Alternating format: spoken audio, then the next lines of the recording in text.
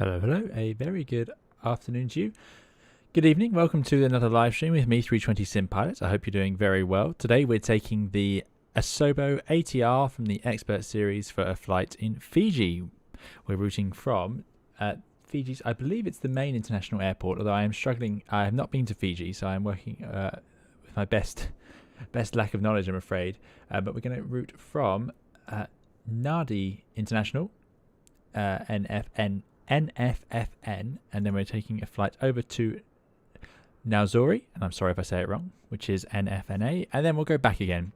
The route out, we'll take a sort of circular route over the north side of the island, and then we'll come back through the most direct route. So we're starting on the west side of Fiji's main island, and then heading east, and then back again. So that's the plan for today, sort of regional morning operation for the ATR style of aircraft. I had looked at some other routes and destinations that we could pop into around Fiji, but unfortunately a lot of them were sort of under 800 meters, and the ATR is a little bit big for that. Certainly the 72, it does need a bit more runway than that. It's not actually the most powerful airplane ever, so it doesn't get itself off the ground too easily in a short distance. It's not really a stall airplane per se, but there we go. So that is the plan for today, using this new lovely ATR. Sorry it's been a while since I've streamed. I had hoped to get streaming sooner. My last video was 9 days ago, and we had streamed the MD-80 before that, but that was it. I can only apologise. Life has been busy, work has been busy, which is good stuff, but yeah, it's just meant it hasn't quite been possible. But that should change as we get sort of further on into the month. Should have plenty of time for some more streams. Podcasts coming, a new episode coming very soon as well, which I'm very excited about, but there we go. So hello to you all. Thank you for coming along to join us today, first of all, on YouTube. Hello to you. Thank you all for popping in. We've got Aaron, Patrick, hope you're doing well. Chickpoint, thanks for coming along as always. Patrick, Ryan, hope you're doing well in Nova Scotia. Excellent. And Hayden J. Robbins, of course. Great to see you, Hayden. I hope you're doing well. Thanks for coming along today. Lazarus, Igloo Fu, good evening, good morning, good day. Kyle, I hope you're doing well. I haven't heard about an update to the ATR. There are a few things I'd like to see updated, which we'll see as we go through and we'll talk about. But yeah, we're going to do a cold and dark start of the ATR, and we'll load it up and we'll show you everything. And then we'll do sort of a turnaround with it, which should be a bit of fun. I don't do that often on the channel, but the ATR seems sort of well suited to it. Wild Rumble, good to see you. Thanks for coming along and moderating. Giuseppe's Gaming, good to see you all as well. Demon Trader says, ATR, I have an Airbus question. No problem. You can ask Airbus questions once we're underway. There'll be about an hour's flight each way, hopefully a bit quicker. But yeah, that is the plan for today. Alexander Paz, great to see you here as well. I hope you're doing well. Atu says love from India. Thanks for coming along. I hope you're doing well. I've been in India. I'm glad you enjoy the streams. Thank you. But yeah, great to see you all here. Peter as well, and DRP. Over on Twitch, it's good to have you here. Ebos, I hope you're doing well. MSJN, James Atkinson, good day to you. James says, we just woke up after 4 night shifts, so flying along might have been a push. Yes, fair enough. I think it's time to take a relaxed pace to the day after the night shifts. And they are definitely hard on the body and mind. Dougal, thanks for coming along. Great to see you here as well. Thea as well. Good. So yeah, that is the plan for today. Let me just get all the chat in the right place. There we go. Yeah, so here we go, ATR-72. Now, I know I'm late to the party, so you've seen this airplane already. You know what it's all about, and hopefully you've seen my video on it. If not, I did a full guide sort of video, which you could follow through. Unfortunately, I haven't managed to fly it since I made that video, so I'm going to be running a little bit from memory here as I try and get things going. But we're going to use the inbuilt checklists of the aircraft to get it up and running and get into the air. Lovely livery from flightsim.to, by the way. Really like the Fiji Airways livery, or Fiji Link as they've called it for this. They never had the ATR-72. They did have the 42, although it is not currently in the fleet. But there we go. So we're set up on the ground here, typical sort of turboprop ground position, sitting here with the pogo stick out the back. Hayden J. Robbins, thank you so much for the 2072 super chat. See what I did there? Sort of. By the way, helis. So, yeah, still need to do the helis. Sorry. And I will continue to apologise for that. But, yeah, thank you so much for the super chat, Hayden. Great to see you here, and thank you for your support. Really, really appreciate it. Yeah, 272, very good. But, yeah, thanks so much, Hayden. Appreciate the support.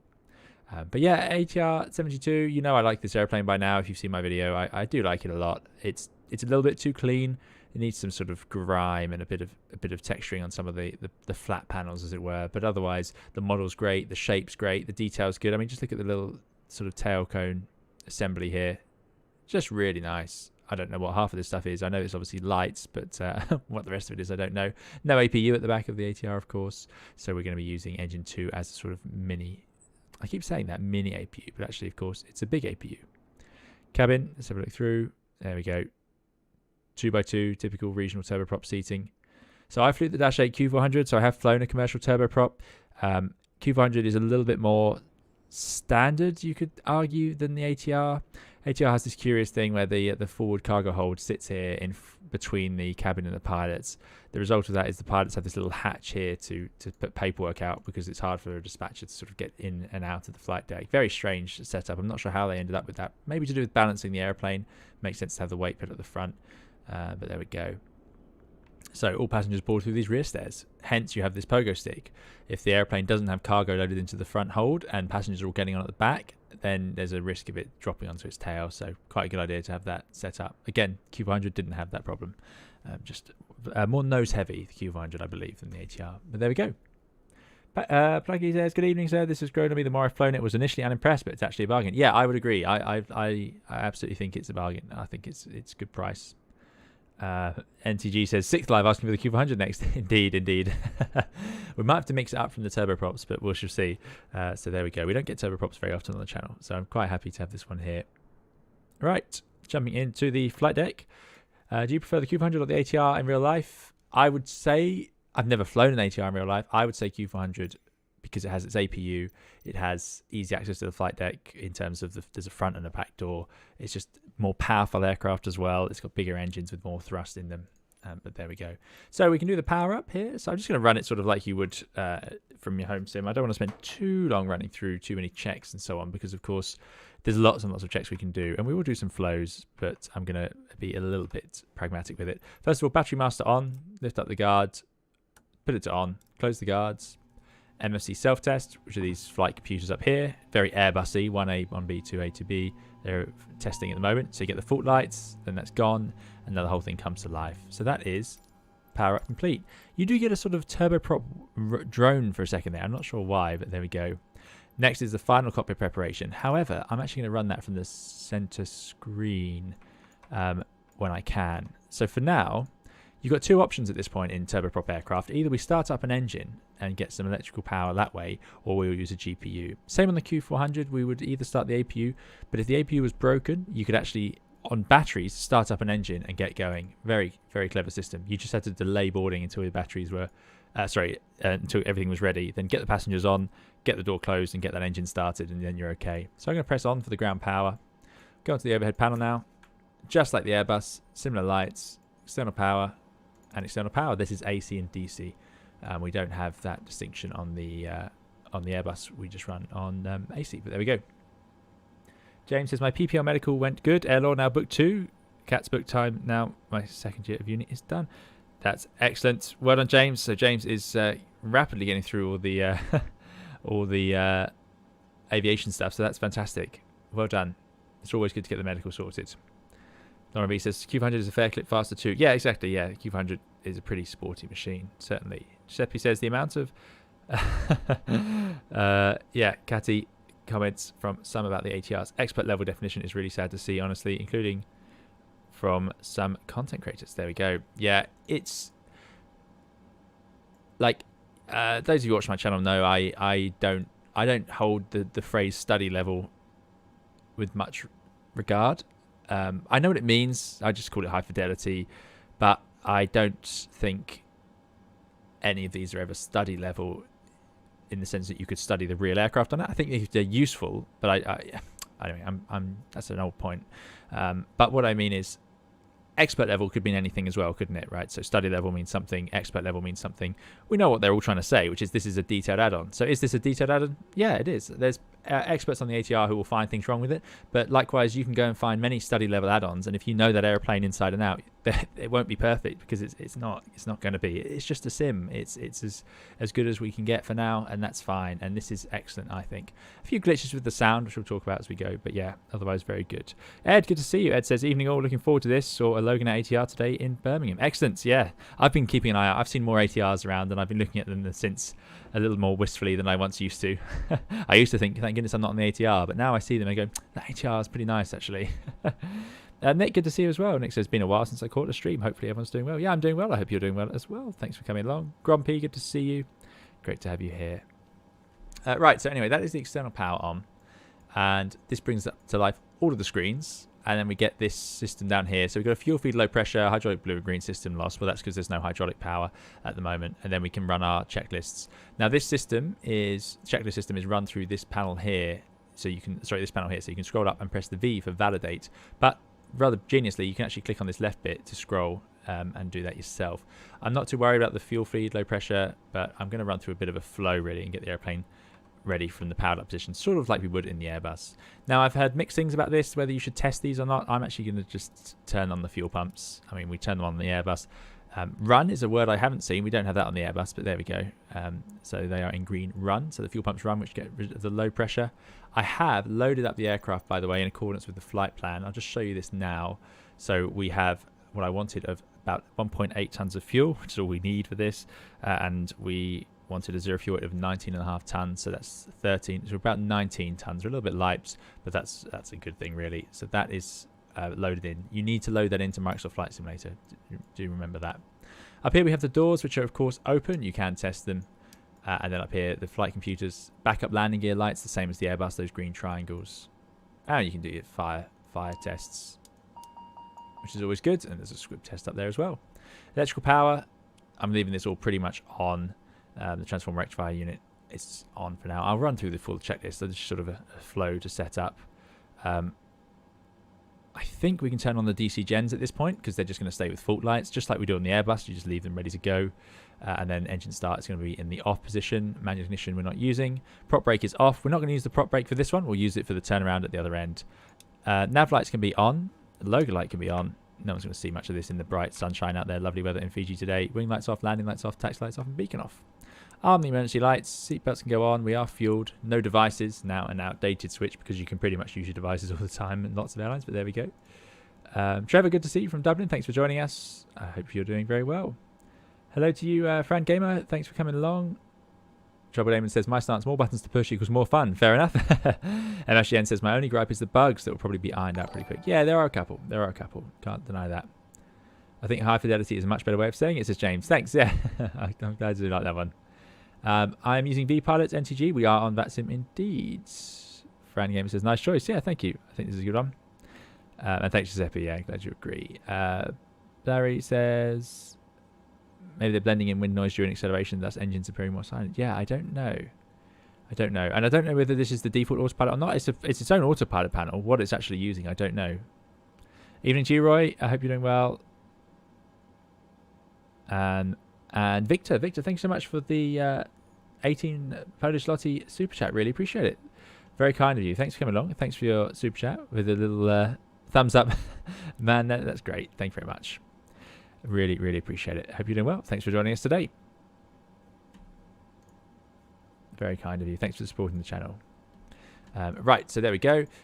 This is our de-icing panel. Now, again, I need an ATR person to come and speak to me about this because I don't understand it. We've got different temperatures, so static air temperature, so you can increase the pace of it. You've got the engine, but I don't know what the engine does as such because, of course, engine anti-icing is normally the intakes. So is that the intakes, I assume? And then you've got the airframe icing, but then there was a manual mode as well, and then you've got prop as well as the rudders and the tail. I mean, honestly, it's so much to take in. I believe we leave the pitos and windshield heat off for now. I'm going to put the AC gens on so they'll come to life as and when. And we have hydraulic pumps, which we can run now as well using the AC power. Hence, they're up over on this side. Not to worry about the ELT. And there's our cockpit watch recorder. More fire tests we can do. Oxygen supply we need to turn on so that there's supply to the crew and then passengers if we need it. Don't have a passenger supply in the Dash 8. I would imagine not all ATRs have it either. Probably an option. 27 degrees, so it's pretty warm in there. No APU air we could use, so we'd have to turn on an engine for air conditioning. So we'll have to just survive for now.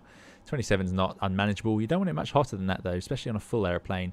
But at least it's only 2x2 seating, and with all the doors open, there might be a nice breeze through there, so probably not the end of the world. And then everything over here is just in the on position. We'll put the annunciators to bright, of course, so we can see everything going on. Good.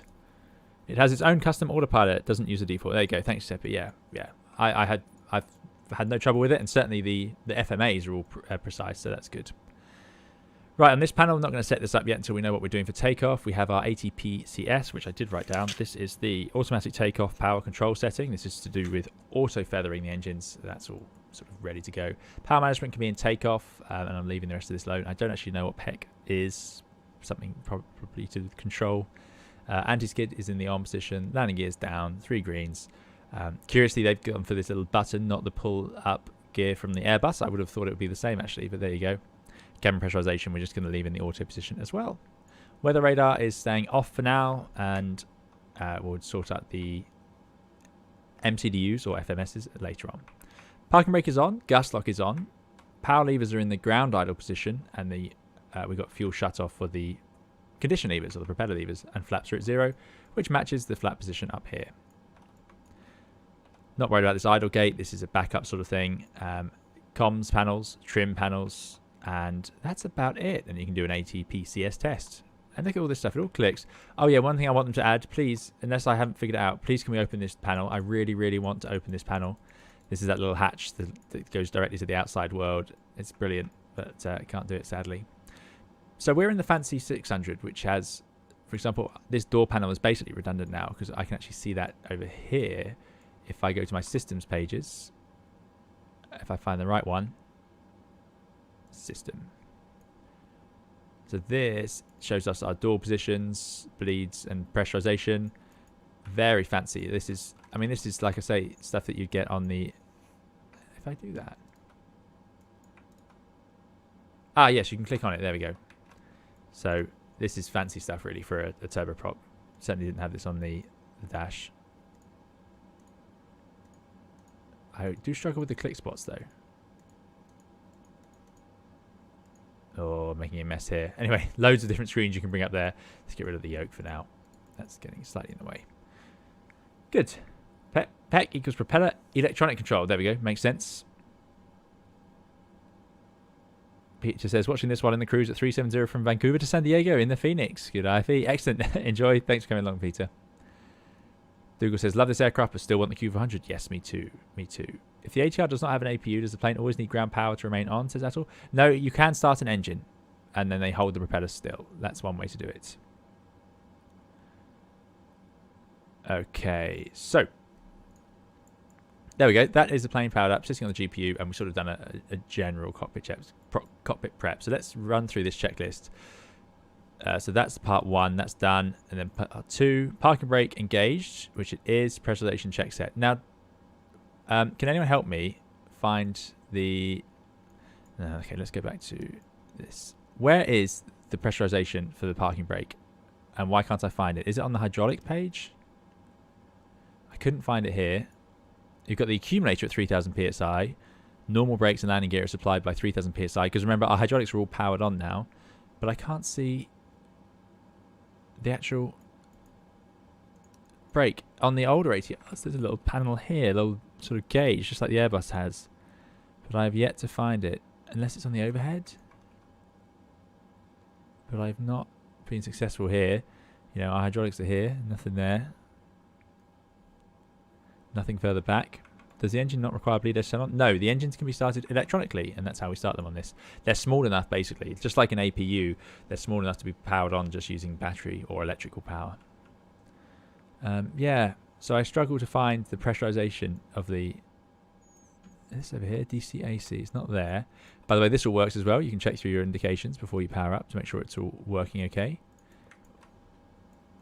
And over here, some other random systems, some pretty important stuff you're not going to fiddle with. Weight on wheels, all sorts. Panels that you don't expect to be using, I would imagine. Any idea how the prop brake works? Is there a gearbox connecting N1 and prop? Pilot's left armrest. Yeah, I just can't find it.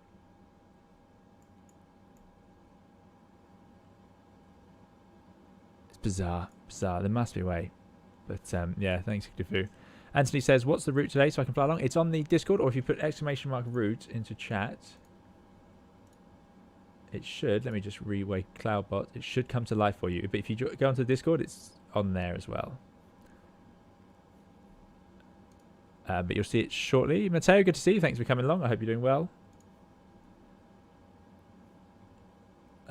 So propeller brake, we'll talk about it more when we use it, but essentially these are free turbines. So these propellers at the front of the ATR are not connected to anything. If it's windy now, they'll be spinning around, just like the fan on the front of a jet. That's all they are. So they can sit there and spin freely, and they work by the jet engine inside blasts air over a turbine at the back, which is directly connected to the propeller. And by spinning that around, that spins the propeller, and we get thrust out the front of the airplane. And then there's a whole host of other things we'll talk about during the flight. Prop brake just simply holds that still. When these engines are starting, if you were to hold onto this propeller blade, it wouldn't spin. It would eventually. You're probably not heavy enough to stop it, but a propeller brake is a hydraulic system that can hold it still. And it doesn't damage it because the turbine at the back is designed to be very hot. It doesn't matter if it's spinning or not, really, I suppose. You probably wouldn't want to run it at high power. But yeah, Dash 8 doesn't use that system, but there we go. Landing elevation is under the gear handle. Yeah. But where's the parking brake? Oh, well, doesn't matter. We will say that is engaged and the pressurization is checked set. Altimeters, there we go, 1009, slightly low pressure, checked set. Landing elevation, so that is down here, and you can have it as manual source or in the FMS. So maybe we need to stop this checklist really. We need to set up the FMS, so let's do that. So FMS 1, init, and we'll go to pos init. No, we won't. We'll go to flight plan init, route. We're going to go from, let's get this right, November. Now I'm really struggling with this keyboard format. November, Foxtrot, Foxtrot, November. 2. Oh, November. It really hurts my head to use this. Foxtrot, November, Alpha. It's just formatted in this way. It doesn't work with my brain for some reason. There we go. And we're going to execute it. Good. Next thing is to check the weather. Let's just make sure I have the right...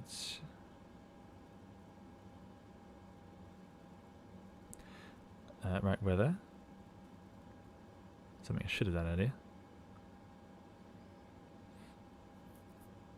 Right, 110 at 5. So that puts us on 09 or 02. Essentially a slight easterly breeze. Huge runway, so not a problem, but we can backtrack off of 02. But that's fine because we're going to go north initially, so that works in our favour actually. Nor says checking in a bit late. You can see we're not in the air. No chance of that. You knew that already. Goodness me, it's been 25 minutes. Unbelievable. Yeah, so let's go to depart from 02. I keep forgetting. It lists it left and right. You don't have to scroll through. So we're going from 02. Then I want to go out via November, and then from there we're routing to Charlie. So what goes out by November? Does the Charlie departure?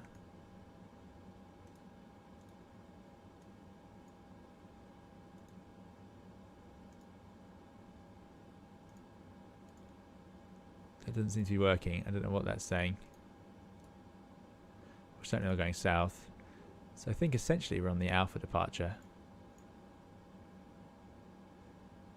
Oh, we could do either actually, but we'll take the Alpha. Because we need to end up at November. And then we're not going via either of those points. We're actually going direct to Charlie. I could put in K-bar initially. Let's see how that works. Execute. So there we go. 560 feet from 02. Left turn. Manual. 260 degrees, which is good.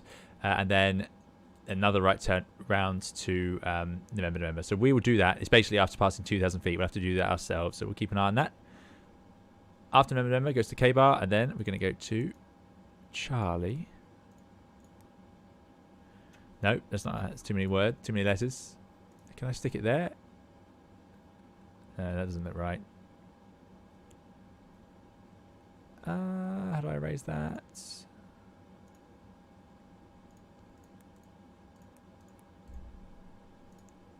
Oh, maybe that's what it's going to get. Oh, I see. No, it's Charlie, then November. So it was was it the Charlie departure? Oh dear, I'm making a mess of this. Right, let's change that. So 02, but I want to do a Charlie departure by November. And then we're going to Maxo. Right, can I find that? Maxo. Right, I've got it now. Simbrief was correct. No surprise there. Sadly, no, Maxo doesn't seem to be in our options. Not sure why, but there we go. Right, Charlie, 560, manual, November. Same thing. After November, we're going to Maxo.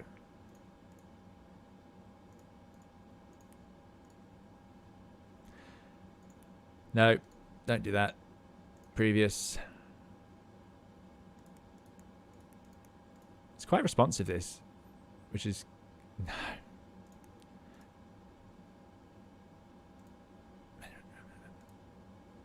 How can I put in another waypoint then? There we go. Like so. And then direct to...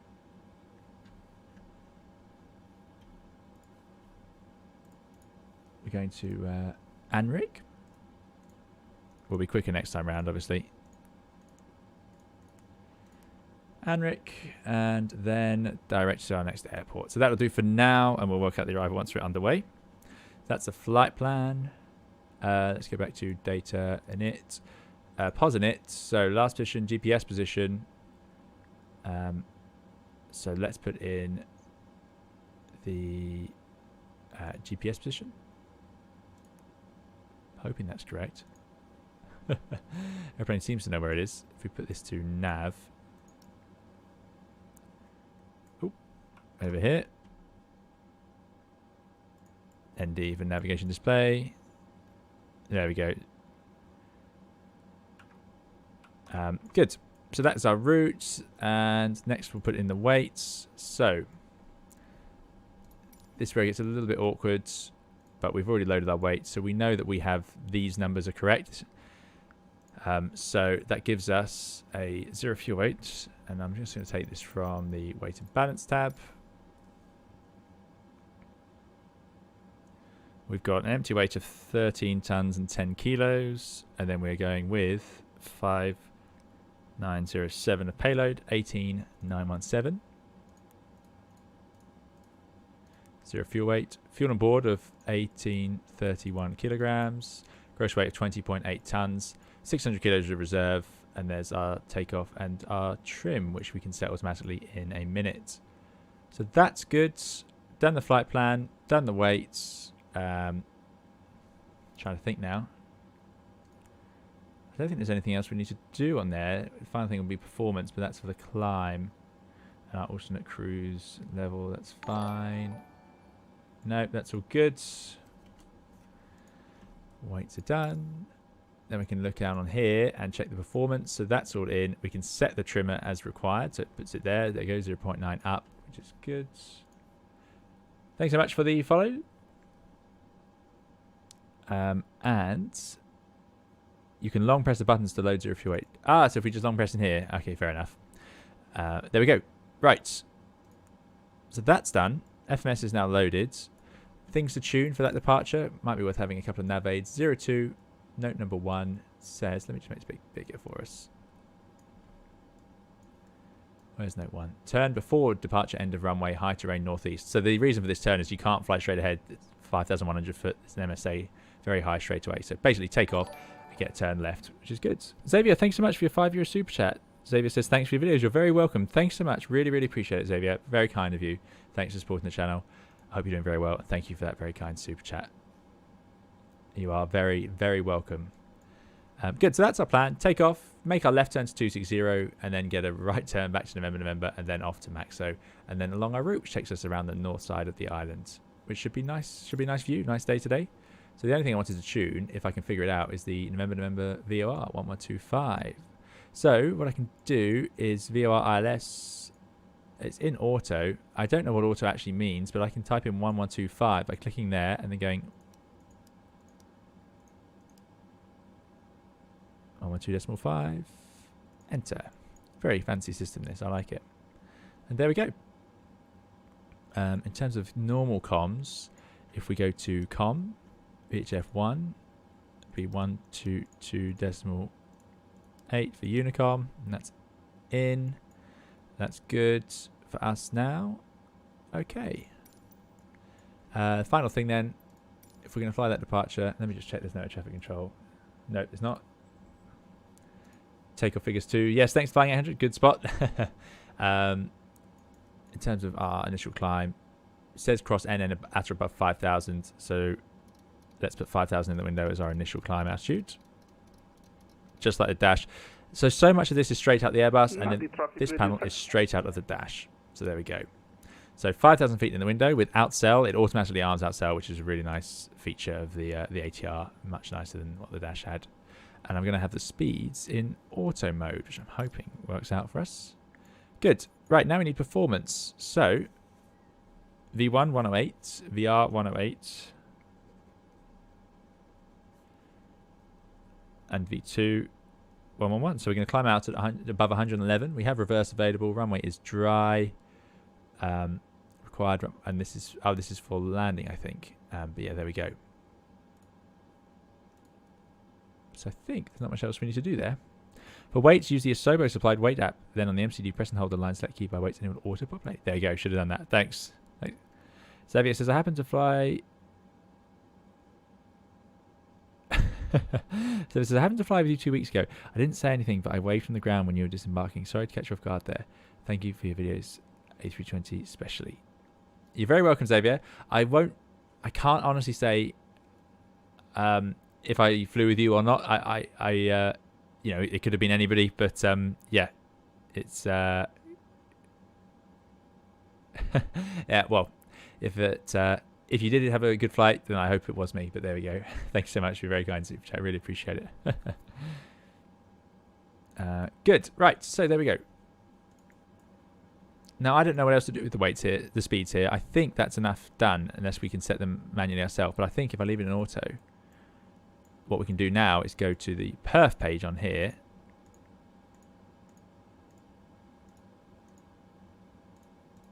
If I click in enough of the right places. Nope, not happening. Perf.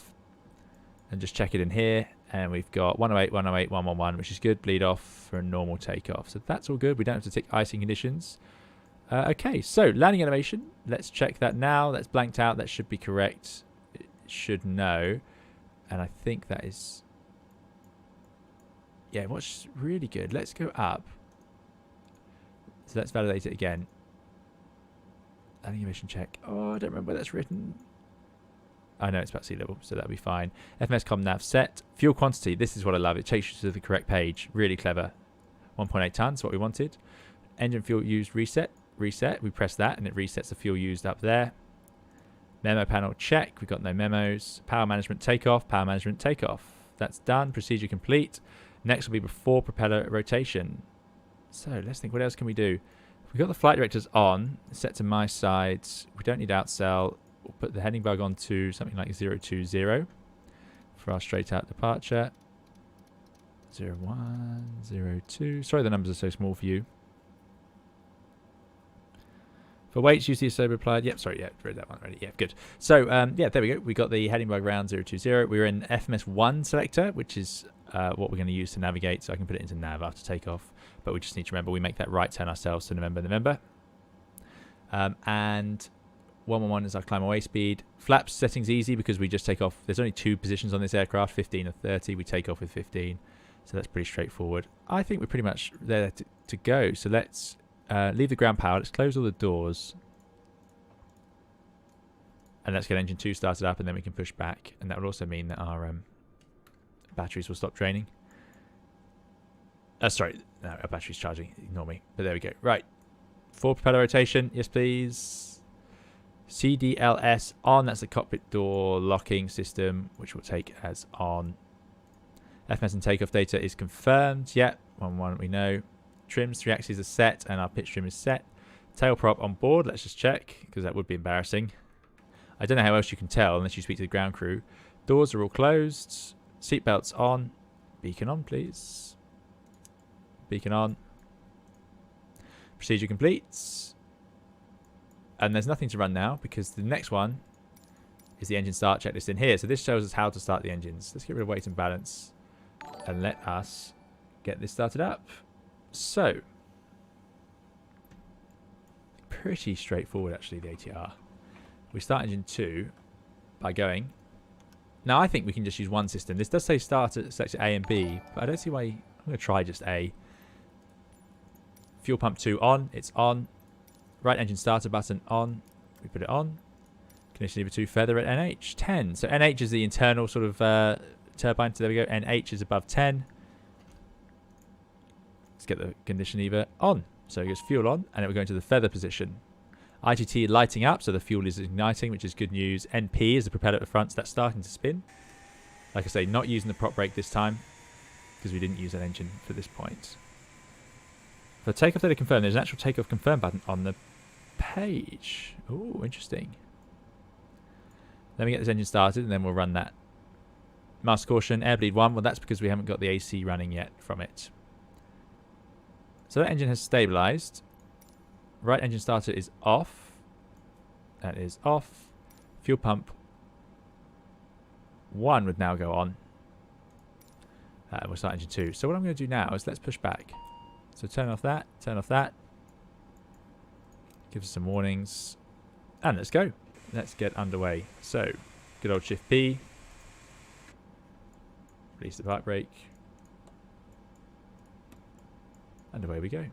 Oh, sort of. Right, what was the performance then? We could do... Confirm takeoff data. Ah, there we go. So they go green. So perhaps now we'll get the speeds appearing. There we go. Yes, 108, 136. Very fancy. It's such a posh aeroplane, this. It really is.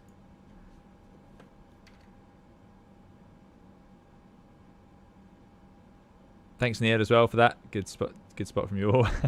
When you do an A320 video again, asked Lehman, especially for Toliss, could you take us through using the ground low pressure, please? I'm struggling as my cabin temps came up. Yeah, okay. It's pretty straightforward, really. There's nothing we do about it. It's just the ground air gets plugged in or it doesn't. And if it's plugged in, you can't stop it. It just pumps in air. Beautiful. Such a cool add-on, this. Really like it. I really should have announced this.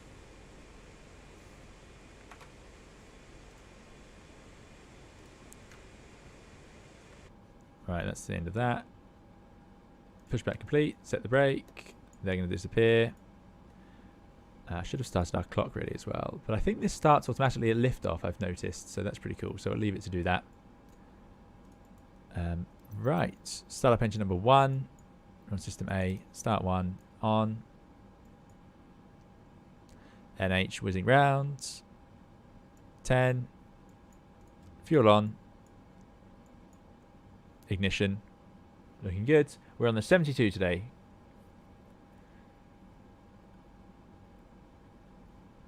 Chippy says it's half French, half Italian. Has to be posh. It is, yeah. It's very posh. Very posh. So now you get this nice sort of buffety feather position where the propellers are going quite slowly. It's a bit of a strange graphic, that. I don't like it. They sound right and they look right from here, but when you're sitting in an airplane like this, it's sort of, you can feel it juddering around a little bit as the sort of turbulent air flows off. Oh, we're getting in more tugs. Why are they still hanging around? Unusual. Not the traffic, Osprey 495. There they go. Push and start after the traffic, not the traffic. Sorry, I should have said to our friend there. Right, so next step. Just get those condition levers up, I would imagine. We've done the start, condition lever. Oh yeah, starter selector go off. Next is before taxi. So starter selector goes off. Bring the condition levers up. I'm going to put them to auto. Not fuel off. The other way, please. As that worked. We caught that just in time. There we go.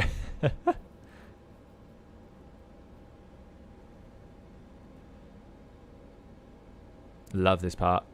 Accelerating. I hope you can hear it. Good. So now they've accelerated to their ground idle speed, and this is a great moment because all our AC generators come to life, our hydraulics come back online, everything we get to where we want to be. So now I think we can go for the before taxi, which includes all these things. So flight warning system recall, which is down here, just like the Airbus recall, no problems. Tick. Cockpit comm hatch closed. That's this little hatch there. That is closed. Condition levers 1 and 2 auto. They are in auto. Anti-icing not required. TRU on and check. So that's the transformer rectifier unit. We need to turn it on. That gives us our AC power. Now, quite why we have AC wild and TRU AC power, I don't know. This is beyond my electrical knowledge, so someone else will have to clarify that. These turboprops always have something slightly different like that. Anti-skid test performed. Flaps need to go to 15. So they're now set to 15. They are travelling. Will it go green like the Airbus? Green, there we go. just like the Airbus. And nose wheel steering on. That is over here somewhere. It's over here. It's here. Nose wheel steering. That's in the, locked in the on position. Turned off during towing. So it seems to have a lockout anyway. Dash didn't have a lockout. There we go. Nose wheel steering on. Procedure complete. Nothing left to do. So let's put this to navigation display on my side, please. Systems over there. That's absolutely fine. Let's get taxiing. So taxi lights. There we go. What airport? Make sure I get the airport right again. Nadi. And let's make sure we taxi the right way. We are here. So we're going to have a long old backtrack. Nadi traffic, Fiji 333. We are going to taxi Bravo, runway 27, and then backtracking 02. I bet they really don't like using 02, because what a long backtrack that is.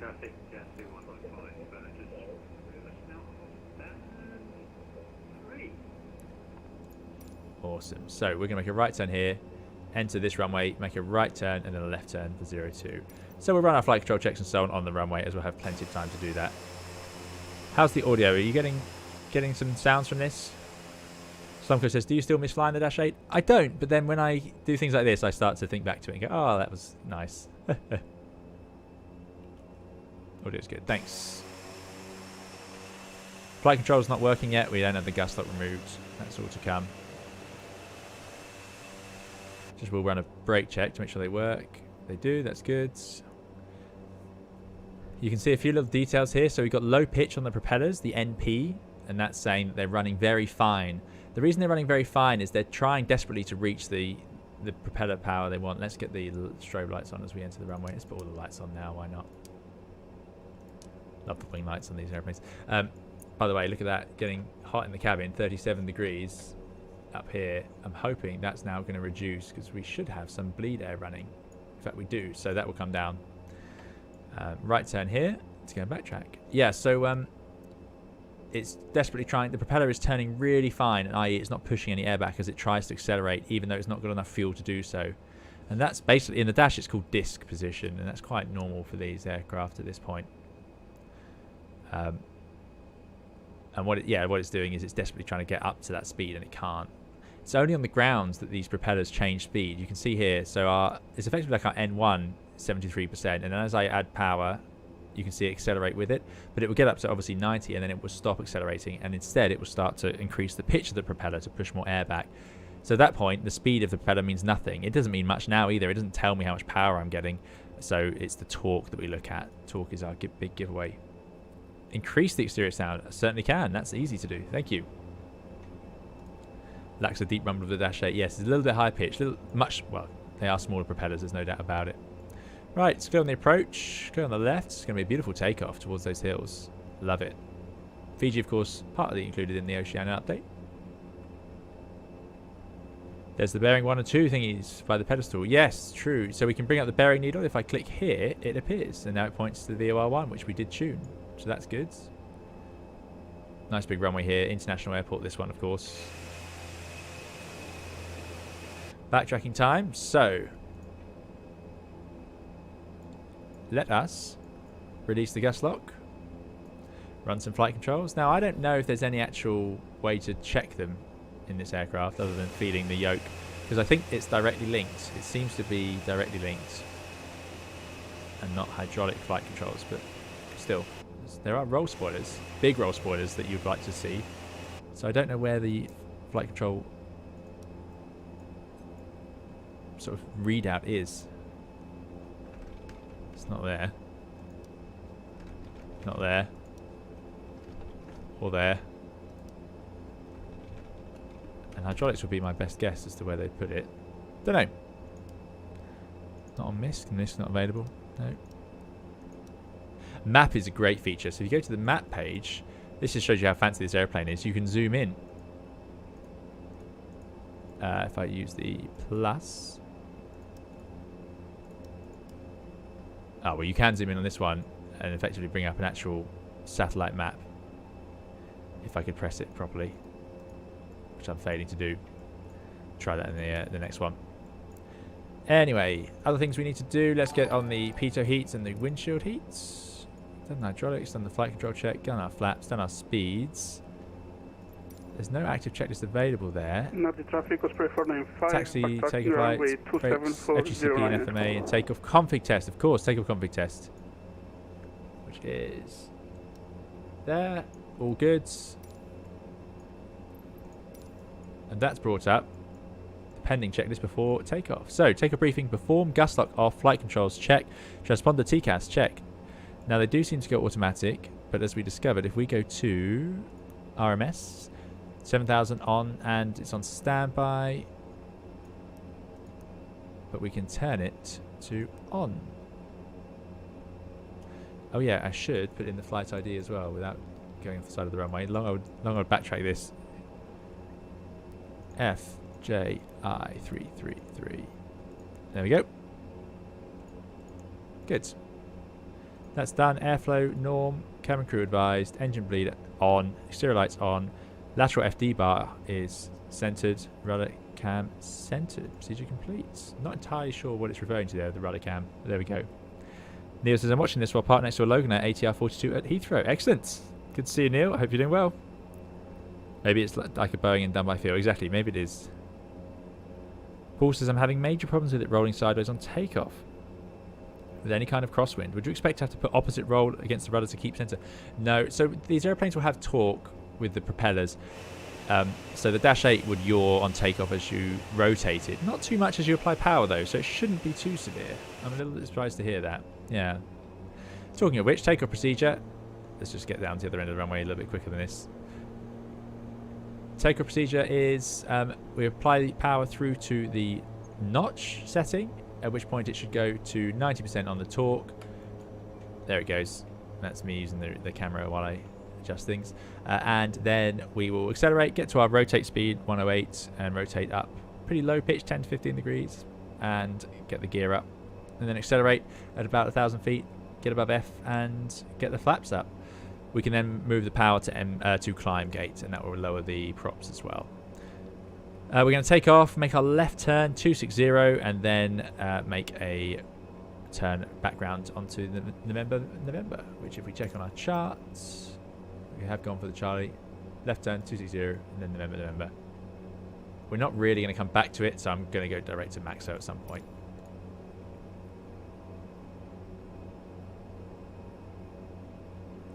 If your airplane's running away from you, then it means your power levers aren't in the ground idle gate. It should be at ground idle, which should pretty much just leave it barely wanting to move. The Dash had a disc position where they would act like discs, as it were. They would just flat onto the propellers weren't producing any thrust, and in that position it would just sit still, wouldn't go anywhere. But it is very sensitive.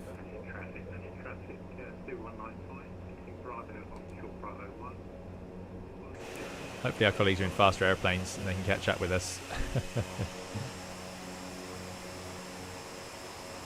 This is cool. Love flying around different parts of the world. Love this livery. Love the airplane. Looking forward to this one.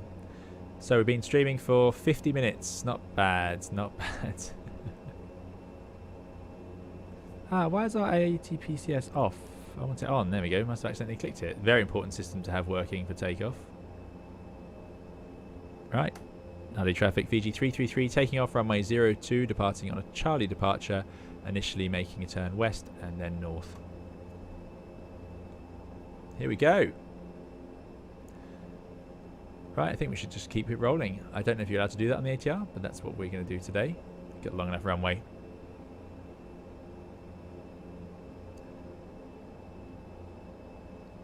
Now, no need to stabilise turboprops usually. Certainly wasn't on the Dash. So there we go. Notch, notch. Takeoff power is set. Getting towards 90%. Doesn't quite get there. There we go.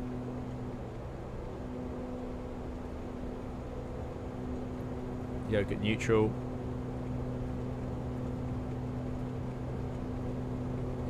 Bit of left rudder required, no surprise there. It does tend to try and rotate early, but there we go. V1 rotates. Positive climb.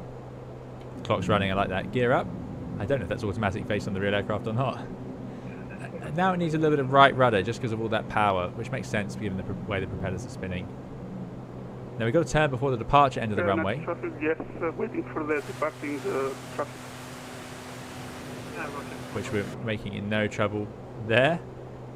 So we're making our left turn now, 260.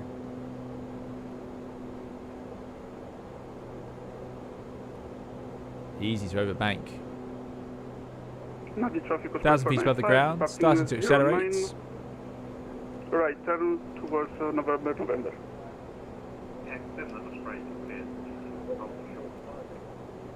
Should have definitely just put heading 260 in there. I'm not sure how it was coded, but it didn't look like it was coded really to work out for us. As you can see, it's already sort of gone to the next phase. Turning out to sea, we don't want to hit any of those hills. Come on, airplane, you can do it. Let's put in heading mode, IS mode, autopilot, yaw damper engaged automatically, overbanking a bit there. Hey, that's not much good. We've got back on ourselves a bit.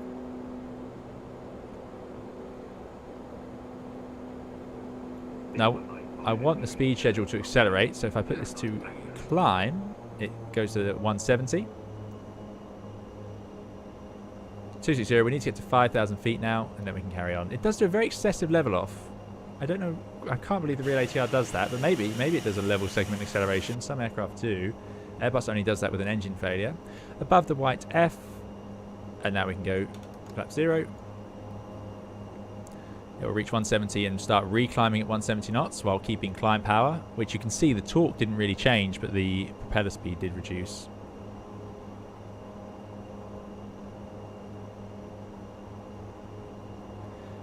Yeah, Hayden, you're right. If the propellers counter-rotate, it is better for yaw. It also removes the amount of yaw if there's an engine failure, because it removes the critical engine. But unusual. Unusual. Ricardo says the pitch trim setting it gives is also wrong. Half of the trim the plane gives you is perfect. So if it's 1, then set half. Yeah, I agree. The pitch trim it sets is too high. It wants to rotate too early.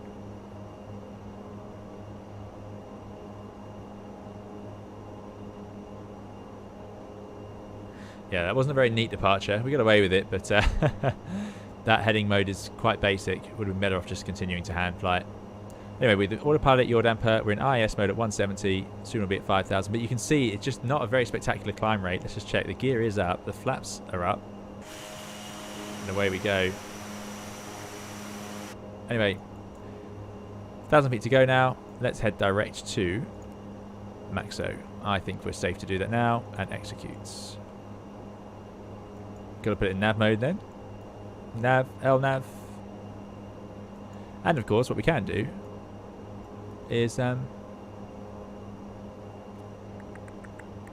think you can go VNAV. Yeah, VNAV IS, and then it will use the VNAV speeds along the route. You can just synchronize the heading bug, which is a great feature, of course. And planned cruise for today.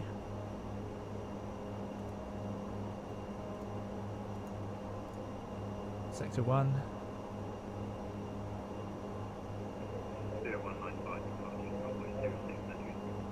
Just 110.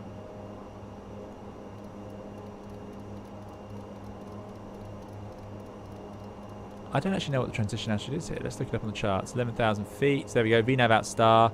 I want it to carry on in VNAV. You can see how... So it's gone to out star. It's leveling at 5 because it's got the VNAV. Synchronized heading bug. But now the speed's going to accelerate because, of course, it's up to us. We have no auto throttle here. What I'm going to do is force it up anyway. IS 170, and up we go. Notice as well how it's overshot the lateral nav line it drew. That's a feature of these slightly more basic systems, whereas the Airbus would have drawn an intercept and done it itself. Very clever. Notice TLU low speed. Someone put a nice comment explaining that.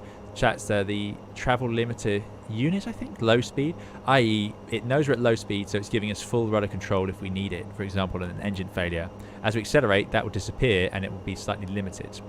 After takeoff, check this time. Landing gear is up, flaps are at 0, power management is in climb and checked, engine bleeds are on, taxi takeoff lights. It's that one there, they stay on. There we go, taxi takeoff lights are off, altimeters set and checked. Now, yeah, chart. What is transition? 11,000. So actually, we're going to stay at 11,000. That's perfect. So we're going to stay on altimeter. So that is done. Procedure complete. I love this checklist system. Really cool. Something like a 777 or a much bigger aircraft. As Scott says, it's a flying truck. The rate of climb is never going to be great. No, it's not. It's not particularly good. I mean, it's pretty warm here, as we know. What's the outside air temperature here?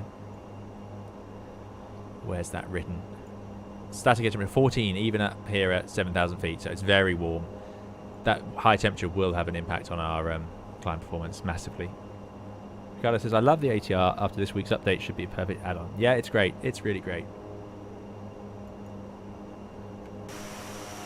And off we go. I think it's a pretty aeroplane too. The looks have really grown on me. The Dash is like a meaner version. The ATR is slightly softer.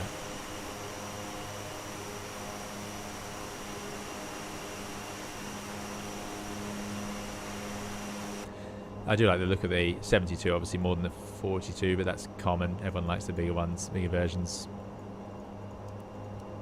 So that's our route, you can see. Cruising around the north side of the island and then into NFNA. We'll look at the charts momentarily. We're almost there. Top of descent marker shows up on the screen. There is an arc mode we can go to if I can find the right click spot. I'm always struggling with that though.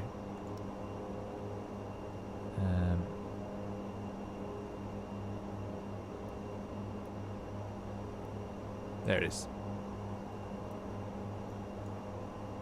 Catching our colleague. Actually, no, they're out climbing us significantly.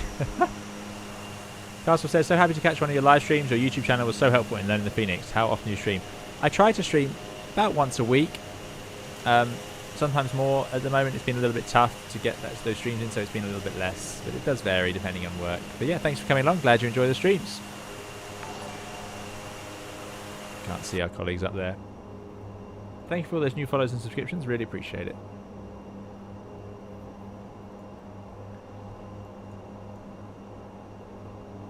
Colleague is just above us here.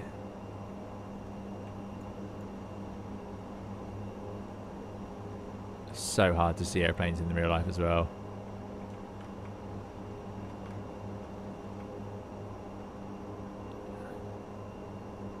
Ah, there we go. Just some lights showing.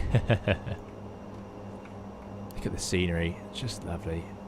Got a bit of a tailwind on this leg. That's good. I'm going to just have a quick look at the arrival. So this is the secondary airport for Fiji. Let me just grab the weather for it as well. These short sectors are where, even more than the Airbus, you need 2 pilots. NF. FN.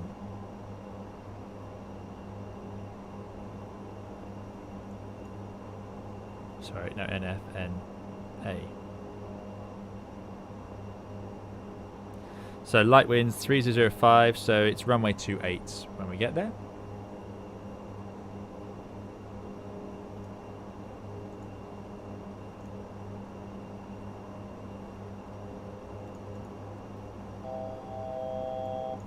There's our 1,000 to go, 10,000 feet. We'll get rid of the landing lights.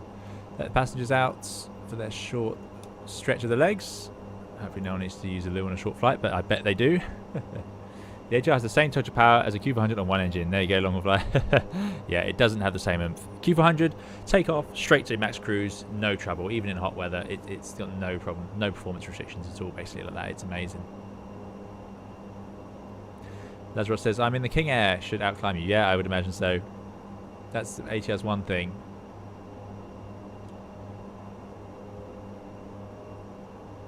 The app I'm using here, Gene, is the Navigraph app. It's very good.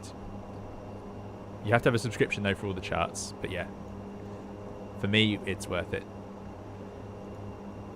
So, star, no star, but we do have approaches. It's going to be a VOR onto 28. Pin that. And we have the airport charts. And the parking charts. Good stuff. This could be fun. There we go, 11,000 feet. Cruise speed of 245. Putting the power now to cruise. Doesn't seem to change the NP. The dash we would go 1020 for takeoff, 900 RPM for the climb, 850 for the cruise. This is just done in percentages. Those are actual RPMs, but there we go. Think of that. The dash's propellers only go at 850 RPM. It's pretty slow when you think about it, but yeah. They're big propellers. Patrick says, I would donate, but I lost all my money buying everyone drinks at the Gliding Club bar yesterday because that's tradition if you go glider solo. Congratulations, Patrick. Fantastic news. Well done. Brilliant. I can't imagine going solo in a glider because I can't imagine going up in a glider. But yeah, fantastic. Really well done. And what a moment. Yeah, great fun. Right, let's put the nav to auto. Wonder what it would tune. I don't know what this auto feature does really. Native traffic was pay 495, leveling No off start. 72,000. But yeah, VOR 28. So let me put in. There's an IS onto 10. So I guess it's VDM 28. No arrivals. So what does that give us? FF28 and then runway 28. So that's just giving us the FF28, this fixed point. Okay, looks like we're going to be flying it manually. This will be interesting. My first attempt at this. So forget auto-tuning. I'm going to tune it myself now because I don't want to leave it till later. So let's put on both of them 112.2. Enter.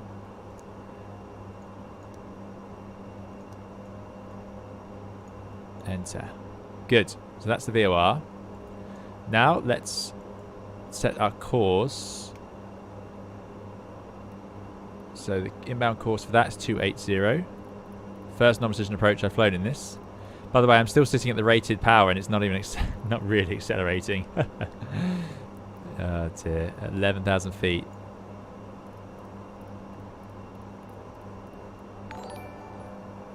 Ah, no. Let's put it into heading. I'm obviously confusing it here. That's my bad. There must be a way to set the course without having to do that. What if I just leave it in FMS? Can I see the course anywhere? No. Bet there's a way. There is a way in the dash. There we go. 280 for the course. Put it back to FMS 1. Nav. And we'll just do another one over here as a backup, just so the airplane doesn't get too upset with me for any reason. So yeah, VOR approach, that'll be fun. We're going to basically turn it into a visual, but we'll start off flying the VOR.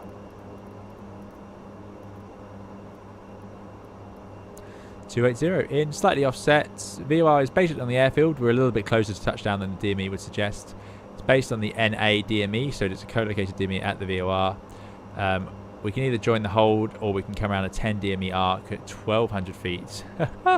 That is a low platform altitude. And then this is not really a continuous descent arrival, but 1,200 feet to start down at 3.6 miles. That's a pretty impressive approach. What this is it's suggesting you do a dive and drive mode, which is not used anymore. Visibility is terrible at NF, NA, well below minimums. Oh dear. I was hoping not. Oh yeah, they're in 200 meters fog. We may have to improve that ourselves. Wow. Temperature 23, dew point 22, foggy at 22. I wonder how well Microsoft simulated that. Looks like they've got it. Oh well, we might be heading straight back again. Because the alternate for this flight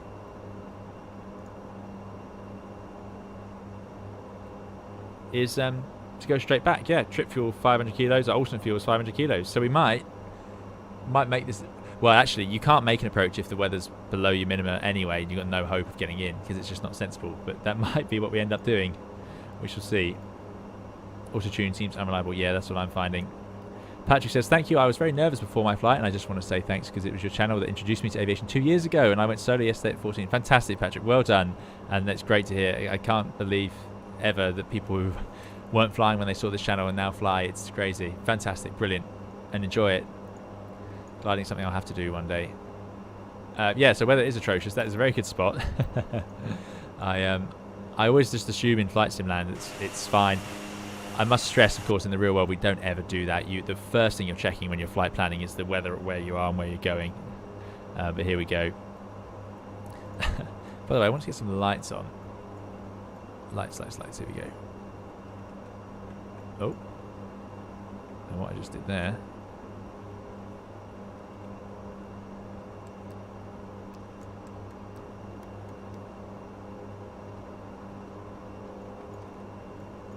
There we go, that's a bit better. Dara Demley, thanks so much for €20 super chat. Really appreciate it, Dara. Dara says, so glad the ATR is here and you made a tutorial video for it. Aer Lingus uses it for some regional routes, so I've been looking forward to flying it for a while. Fantastic, Dara. Really, really appreciate it. Very kind of you. And yeah, indeed, Aer Lingus Regional, they've used the ATR. I've been on one of their ATRs, so yeah, fantastic. Enjoy it, and yeah, I look forward to flying it more on the channel. I really like it. This is going to be interesting, though. I wonder how... Look at that. There's the fog. Let's see how accurate Flight Simulator is. So, arrival via our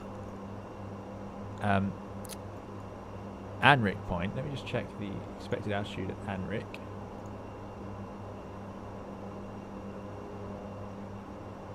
It's supposed to be 11,000. Oh, it's still planned at 11,000. That's not much use, really.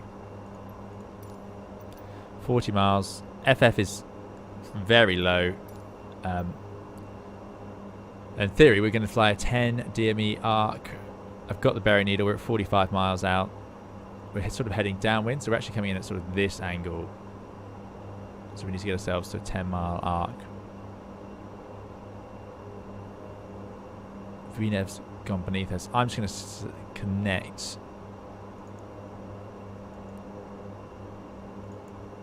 Anric. And we'll cheat slightly, but we'll have to break off this leg. We'll treat it like a radar vector and then break off and fly around, coming a bit wider, because FF28 is pretty late on in the day. It's about here, and we start down shortly after. Only a 3.6 mile final. Effectively, it's going to have to be a visual approach, because that's just so late to be flying the procedure like that.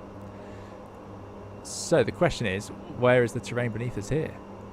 And what is the descent checklist? Let's try and look at that. So, recall, any problems? No. Landing elevation, check. Landing performance, do we need to accept it? We don't need to take off data, but we've got approach. So flaps, VAT flaps full, 107. And I'll probably come in a little bit above that. But there we go, 107. Set check, DHMDA. So minima, it's 500 feet. Quite relatively low actually, but the visibility is atrocious. Really bad. So let's set 500 feet. Well, I desperately tried to remember how to do that. That was here, wasn't it? MDA on this one. 2, 3, 4, 5. Now I don't know how to fly go around an ATR either, so this could be interesting. Oh, there you go. 500 automatically crossed over. Good. And traffic. Fiji 333 descending towards Anric, down to 6,000 feet. Now we're going to descend visually for now. It's going to get awkward as we get closer in. MSA on this chart is 5,000, so let's go to 6,000 initially. I know we're a bit far out to use those MSAs though, but we'll be visual until we get to within that distance. So 6,000 feet. And then, what happens if I just press VNav? Let's see, VNav path. Looks like it wants us here. That's surprising. 40 miles, we need 30. Down to 1,200 feet. Okay, it's got that right. But it really can't get to that 245, can it? Really struggling. You know, DHMDA is done. Arrival briefing performed. Procedure complete. Next is the approach checklist. So yeah, so we'll arrive. We'll get down to 1,200 feet. Then we'll begin our approach. Descending from 1,200 feet at 3.6 miles, basically visual. So I'm going to level off at 1,200, configure, and then just start down 3 degrees from there. I don't think they have a FPA, but I wonder if VNav will work for that final segment as it is in there. We shall see. And we're going to take ourselves, by the way, slightly outside of this FF20. I don't want to point straight for it. It's a little bit tight. Depending how fast we are, though, we can see. Maybe it will work. Yeah, this is not a particularly detailed tutorial here. But thank you again, Dara, for the very kind €20 super chat. Really appreciate it. And I thank you so much for supporting the channel. And great to have you here today. This is going to be interesting. This is going to be interesting. Now, I don't know when it's going to start down, so I'm just going to put it into VS. Fiji traffic was 3495, leaving 17,000 for 2,000. Inbound, Anric.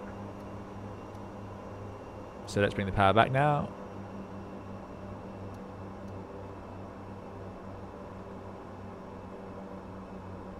Back to idle.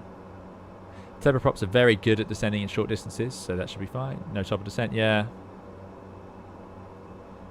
Tuck says, great to see you flying around my home country. ATR-72 is really popular in Fiji. I flew one back in Feb. Great scenery of most of the country. Yeah, it's beautiful. Unfortunately, the flight's so short, we've missed out on a bit.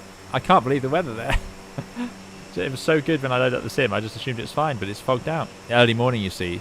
So what's happened is broken 200 and 200 meters in fog. Yeah, that's thick, thick fog. Temperature 23, dew point 22. So what happens is, in very humid places, as you imagine by the sea, if the temperature manages to drop just the right point, then condensation forms in the air, forming the clouds, and that's us in fog. And that's that.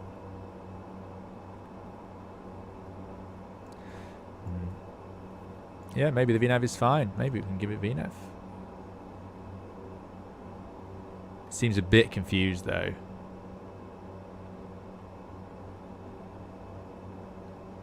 No, that's not much good, is it? Let's go back to VS. And let's zoom in a bit.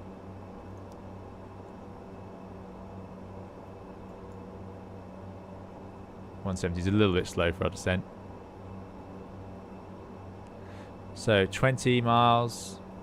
Yeah, we're nice and low, actually. We can just shadow off here. Descended quicker than I thought it would. We are planning to fly back at all. Indeed we are.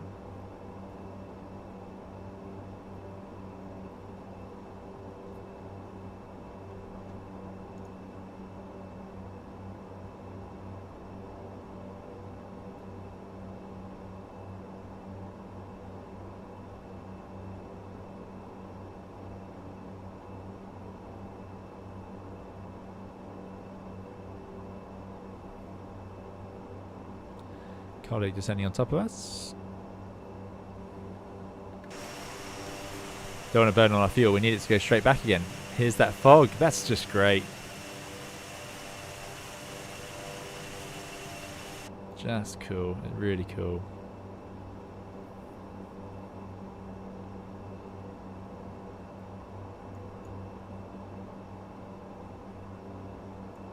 Through 10,000 feet. Let's get the passengers ready. Get the landing lights on. I'll just put all the lights on.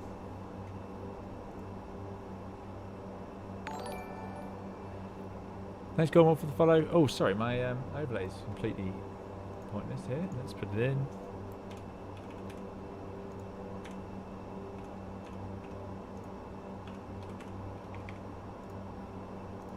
There we go.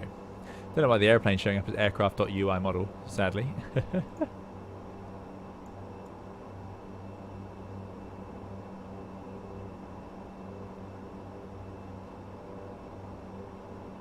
Beautiful scenery. I wanted to fly out to one of these islands. They've got little runways, but they're all dirt strips, and they're just not enough. 165 for entry point for view outweight. It's just not enough runway length for us. This is cool. It's not often we descend up in the weather. Again, something I would have normally checked in the real world.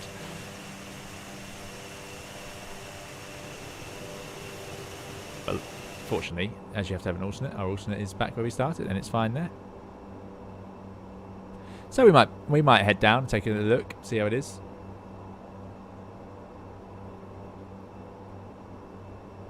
Sometimes the NP gets stuck at 99, and you have to cycle the condition to reset it. There you go.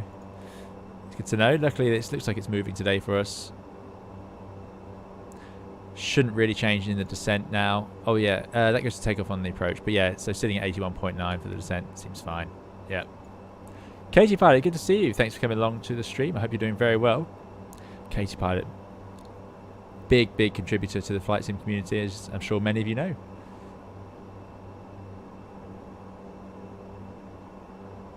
And also, very famous Twitch streamer.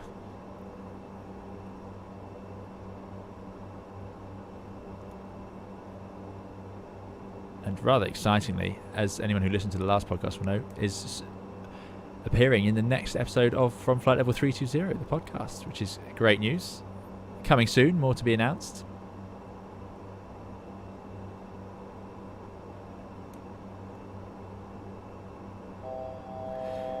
Right, there's 1,000 feet to go, 6,000, still 500 feet per minute. We've got 20 miles. We're actually significantly low here. I've had some trouble with this aircraft. It's a little bit more slippery than I had expected, although for this approach it seems to have done absolutely fine, just to prove me wrong. But yeah, the Dash 8 was incredibly draggy. It would decelerate really quickly if you wanted it to. Fortunately, we don't burn much fuel in this, so it shouldn't punish us too much. Look at that. All this time, we've burnt 160 kilos each side. Fantastic.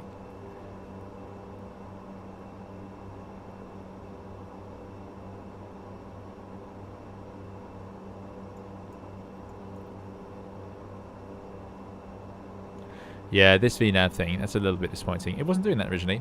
Notice how the yaw's gone out? That's, it's interesting. So I think the propellers on this must be spinning the opposite way to the Dash. The Dash needed right rudder as you applied power and left rudder as you took it off. But this one seems to be the opposite way. So if I trim the rudder out, on these sorts of turboprop aircrafts, it's the most used switch, the rudder trimmer. This, usually on the Dash, it never had any paint on it, because it was, you're always adjusting it with the power. Colleague in front of us descending on top. This is going to be a bit awkward as we get closer. Can't see them.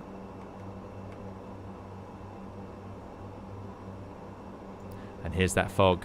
Goodness me. Yeah, it'd be interesting to see how this goes.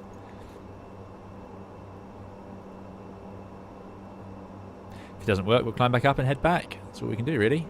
How much fuel have we got? We're sitting with 1.5 tons. So we set up 1.9. So we burnt our 400 kilos. Actually, it's been a bit of a thirsty flight. We have burnt all of our trip fuel. There's 6,000 feet. I wanted to do a turnaround, so I think if this doesn't work, we'll just increase the weather a bit. We'll cheat. Synthetic vision on the left dash, it might be helpful. It's pretty good in the ATR. Now you've lost me. What's synthetic vision? We don't have a HUD, do we?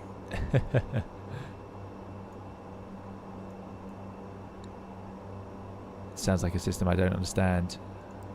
That's display switching. That's fine. There's 6,000 feet leveling. Remember to apply power. It's not an Airbus.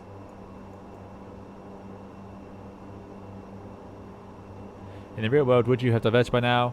Well, in the real world, yeah, you wouldn't make an approach with the weather. I mean, we're trying to do a non-precision approach here, and the weather's significantly below that. So no, you wouldn't make an approach at this point.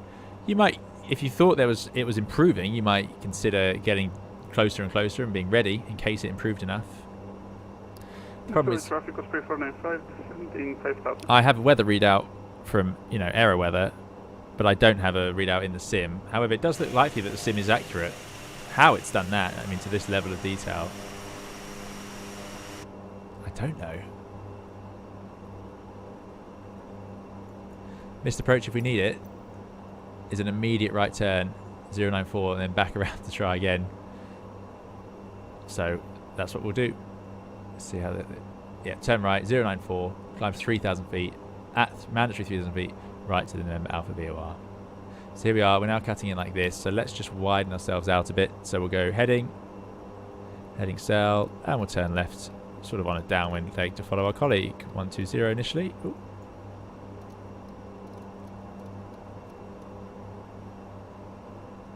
That puts us out over the water now, so we can start descending down. We'll go down to 3,000 feet.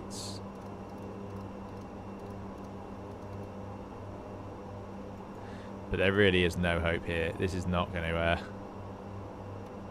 500 minutes, not going to capture anything. Option you can set on the end either gets projected onto the PFD. This is Ed. Press the second button down on the nav display, same UI that selects the terrain, etc.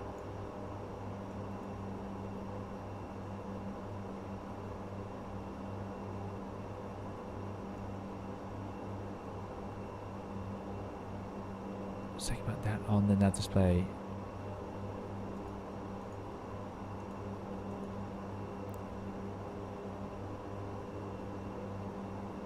You've lost me. Sorry. This must be frustrating. Yeah, this is a system I don't know anything about.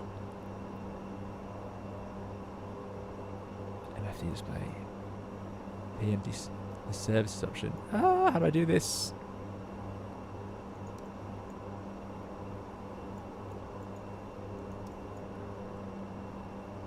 Afternoon, Dead Lima Beam. I hope you're doing well. You can watch me struggle now.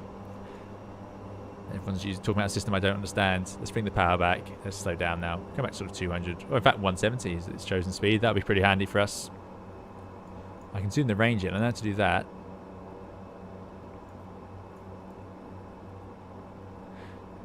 Interesting how it's changing like that. Let's put it into... Let's go to our VOR. And what we can do... Put 1,200 feet in there. Which is our platform.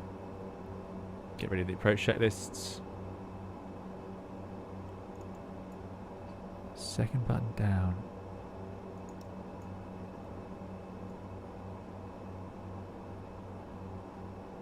I wish I knew what you were talking about.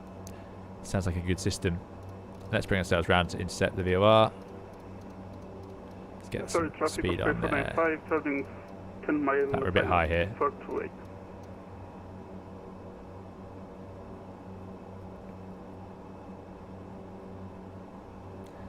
Nav button under the com button. There we go. PFD services. Synthetic vision. There you go. Thank you very much. Clever stuff. In fact, yeah, why don't we just do the ILS on the other runway? That's what you do in this situation. Well, let's spin the airplane round. Let's take a look. I'm going to see if I can get it to intercept a VOR. 5 knots headwind. Well, it's a long runway and the weather's fine, so that's what we do. I don't. Yeah, it wouldn't be diverting.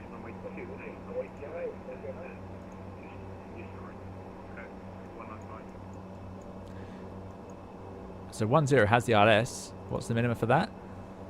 Let's arm the VOR, by the way, while we do this. Nav, hopefully, which arms VOR blue. There's VOR. Heading round it in.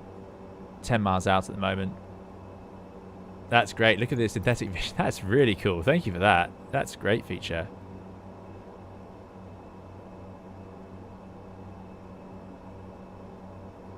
But yeah, this is proper. This is really good fog weather. Let's start down this approach and just see how it looks, just to see.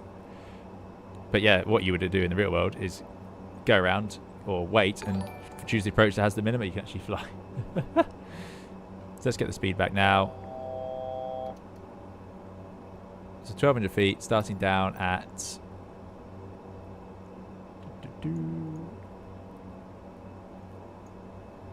3.6 miles. Just go gear down. Keep the power back. Vertical speed under control a bit. Synchronize the heading. Approach checklist. Seatbelts on. Landing lights on. Altimeters on the QNH. Cabin altitude check. That's good. Next is before landing. First stage of flap out.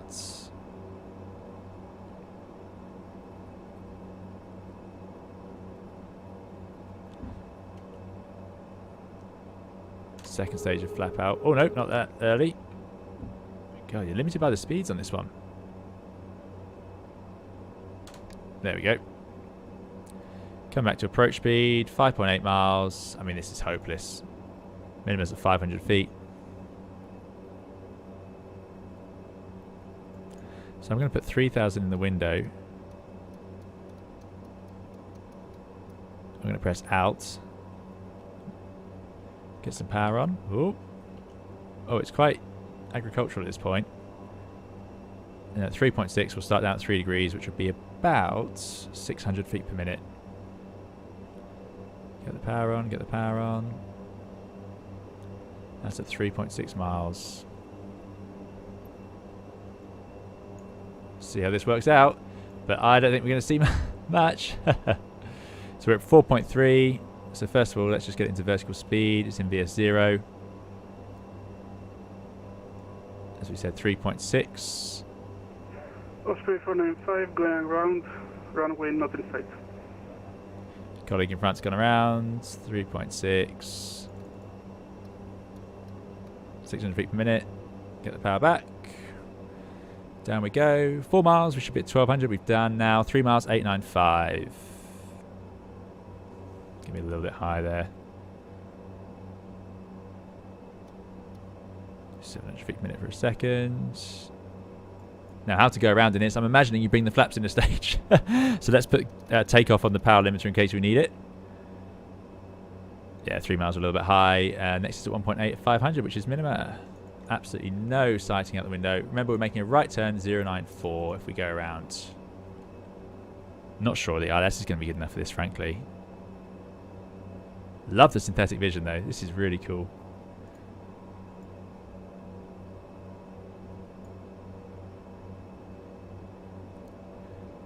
Approaching minimum. 500. Yeah. Minimum. Go around, Minimum. press the button, see what it does. Max, max, roll, pitch hold. That's no good. Autopilot off. Let's get the nose up. Flaps in a stage. Positive climb. Gear up. I was really hoping it would actually engage some sort of useful mode there, not just hold the pitch. Right, get the nose up towards 10 degrees. Flaps have come in a stage. Now making our right turn, 094.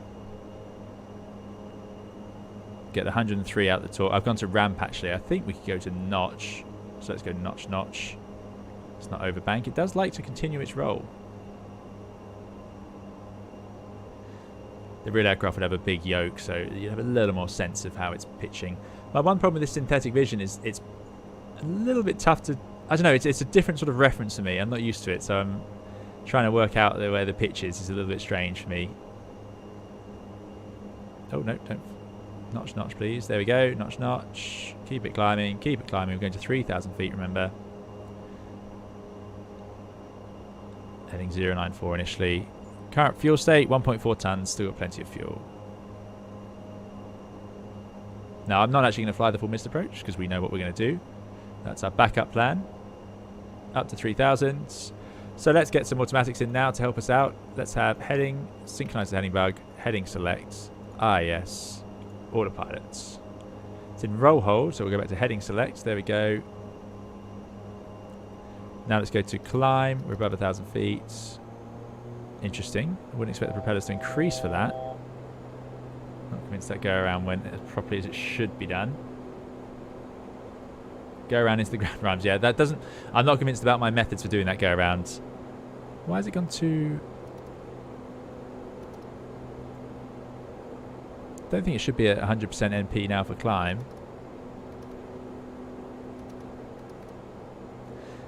We shall see. Anyway, leveling off at 3,000 feet. Safe as we head out over the water. Above the F speed. Flaps up.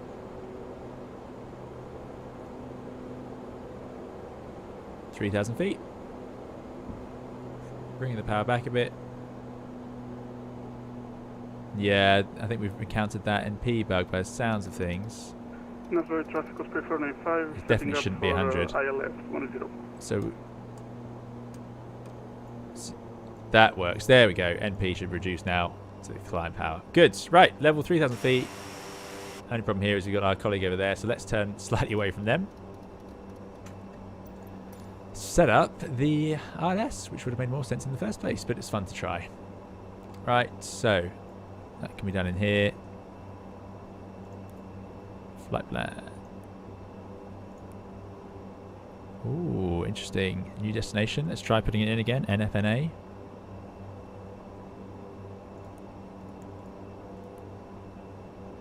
This is a very Airbusy style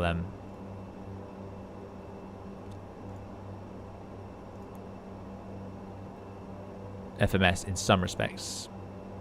175, 3,000 feet over the water. MSA is around here. It's 5, so let's just go up to 5.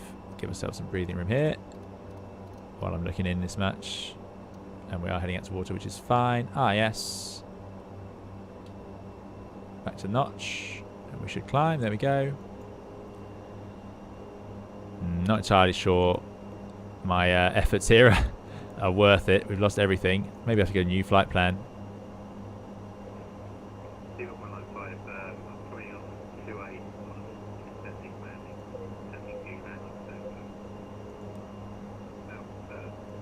Okay, I'm not too worried about that. I can tune it manually. Not sure what I'm doing wrong in there.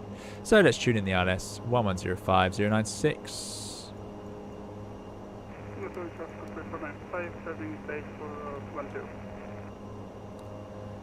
Oh, that's wrong. No. 110.5. I'll put it on both sides.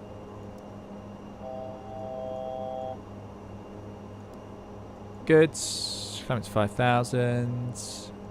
Let's head north for a little bit. The fun of just vectoring yourself around. Nice and freeing.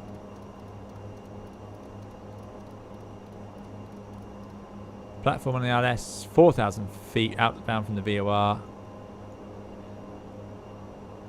We could do it procedurally. Maybe we'll do it procedurally. In fact, we probably should with all that terrain there. But let's get to 5 for now, and then we can head back round. So that's the ILS, course bar of 096. So that's going to go next. There's a level off, out star. Bringing the power back. Right, got to reverse that. That's going to be a lot of scrolling. The FMS really doesn't like manual edits, like typing new destination airways. No, I don't. I'm sure there's a way to do it, but I don't think I've managed it. You don't have to put decimals in the ATR, says Ricardo. It does it for you. She's high-tech like that. Very good. I will try without. That would make life easier. Really struggling to read that PFD now, even on my big screen. I'm sure you guys can't see it at all.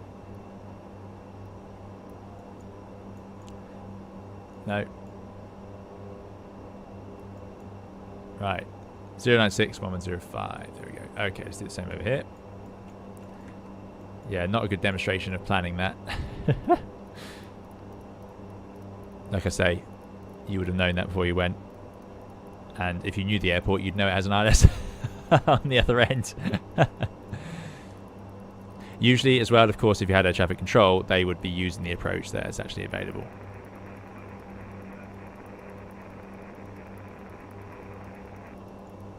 Right.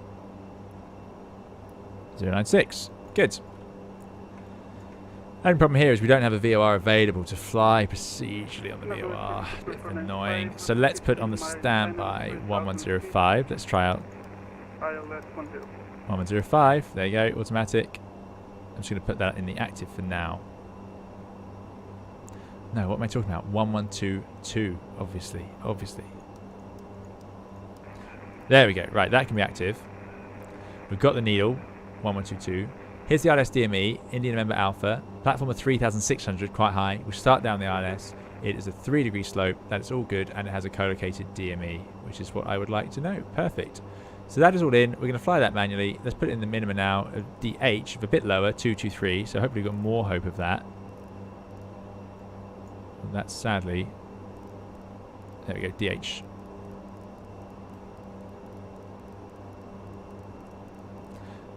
No, it's still an MDA then, isn't it? Because, of course, DH is height, and we're not doing that. So 223, like the Airbus. 230. 230. Good. Right, let's bring ourselves back round to the VOR. So I'm going to go in heading select. Bring the power back a bit. How much fuel have we got now? 1.3 tons of fuel. Still good. Still got our final reserves intact. Now, here's an awkward situation. Obviously, you would not have arrived on a day like this without extra fuel. You'd definitely have enough fuel to try it again if you needed to. However, I have not achieved that here because we came here thinking the weather was fine. So this is... You would not actually commit now. We would have diverted at this point if we had the fuel we have here. Because we can't guarantee this ILS is going to work out for us. But, you know, for the sake of just flying around in the sim, we're going to carry on. Again, this isn't a realistic situation in that sense now, because of course, as I said, can revise, we'll save the rest for later. As I said, you'd have had a better planning stage than this.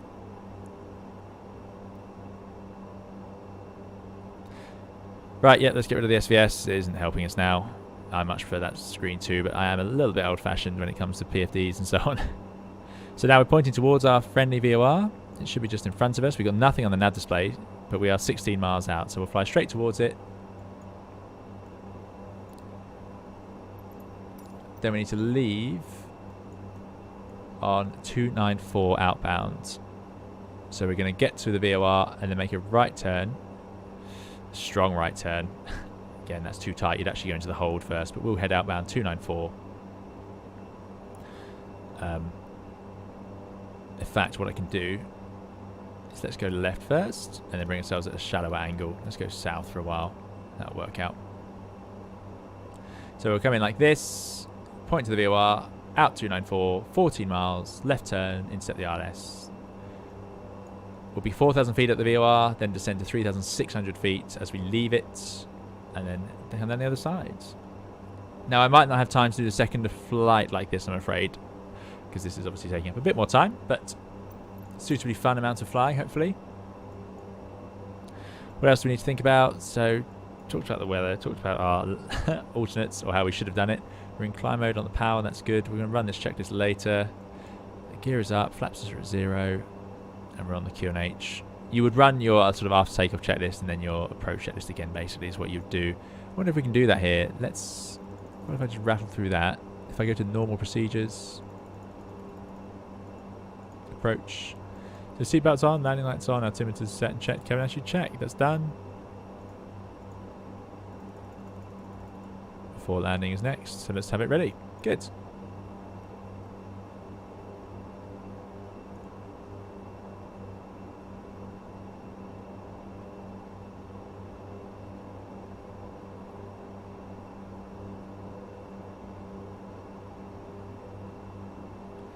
Yeah, I was surprised about that go around. I thought pressing the go around button here wouldn't just put it into roll and pitch hold. I thought it would put it into some sort of go around mode. And I was curious to see whether the autopilot could do that.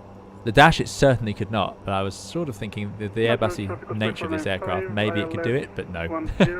Didn't seem to do it at all. So I'm going to keep flying south until that VOR is off to my west. Checking on the fuel.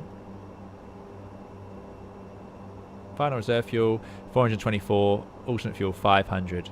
So 1.1 tons of fuel. So actually we still have our diversion. We could still head back. We're basically, what we're burning here is our contingency fuel.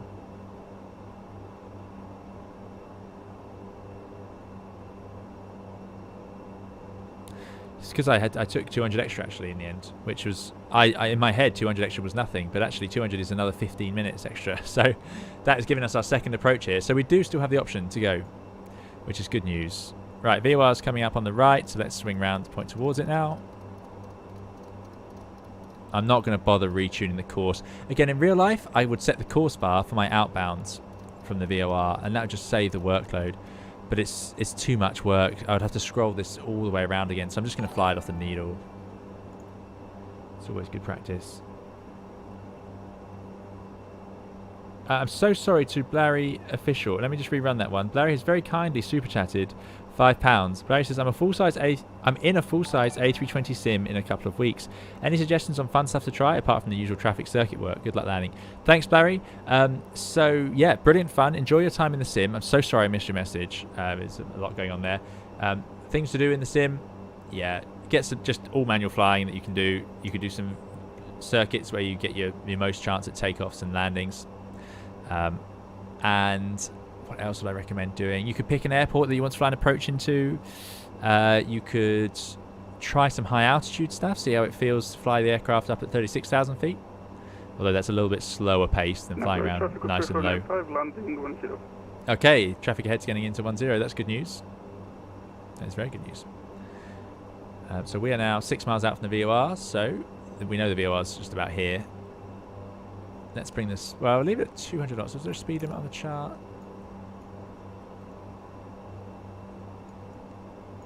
Note 1. 29 within 10. Okay, no, that's fine. So let's get down to 4,000 feet then.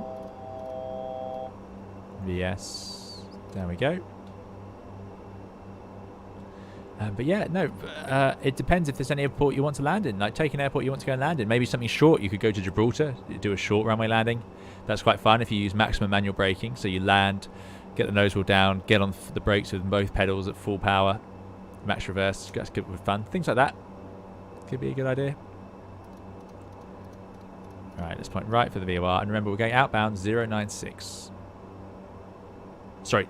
Ignore me. 294. 294 outbound. Traffic preference 5, backtracking 10. Flying for Fun says, I tried to do an engine failure in a single engine go around in my A320 sim and crashed. Yeah, those take a little bit more time to sort of brief and prepare single engine stuff. But you can always give it a go.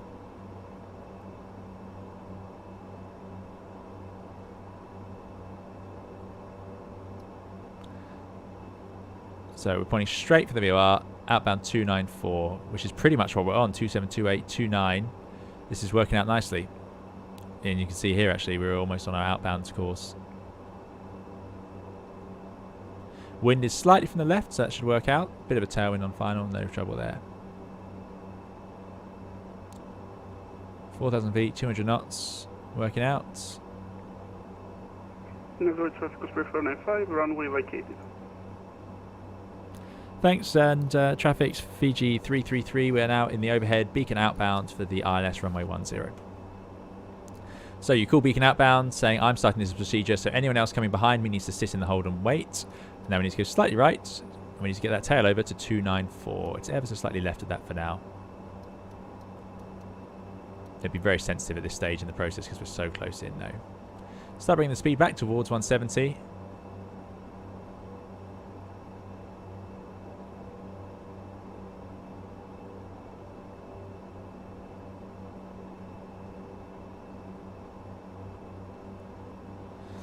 So now what I'm doing is the tail of this white needle is dragging itself right. So that's 294 there. So let's bring the heading round. Wind is slightly from the left, so we need to have a heading slightly left of that. We don't get the luxury of flying track like the Airbus.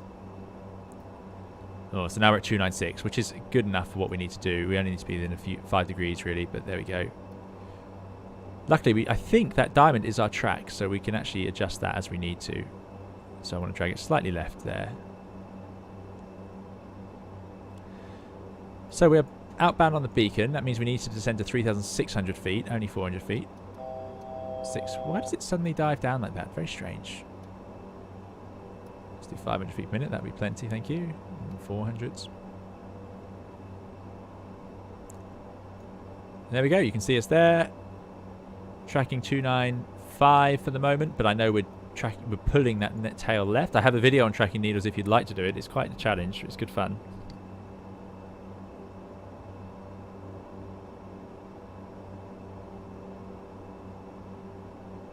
.295, that's good stuff. Speed's running away slightly what I wanted, so powering back a little bit. One's in idle, one's in man. So you can see here, flight idle's all we can get to now, whatever we do. Still above the fog. This is the fun of flying around on these days. Ooh, look at that.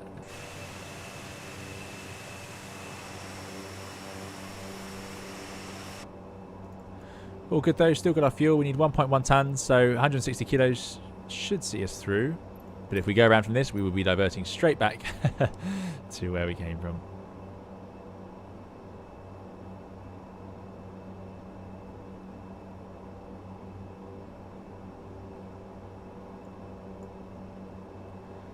Okay, powering up a little bit. 294 now on the track.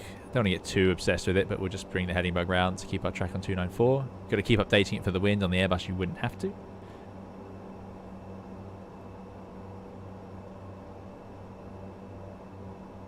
This is auto-land territory. Yeah, in the Airbus, we'd be doing an auto-land for sure. For sure.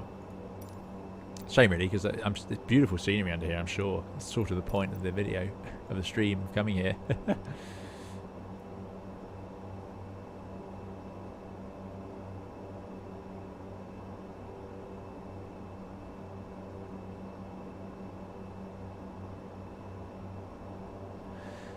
10 miles out, we're going out to 14 miles, then we make our left turn and intercept 096, so our heading will be 10, 6, 11, 6, 126. Would be a 30-degree intercept.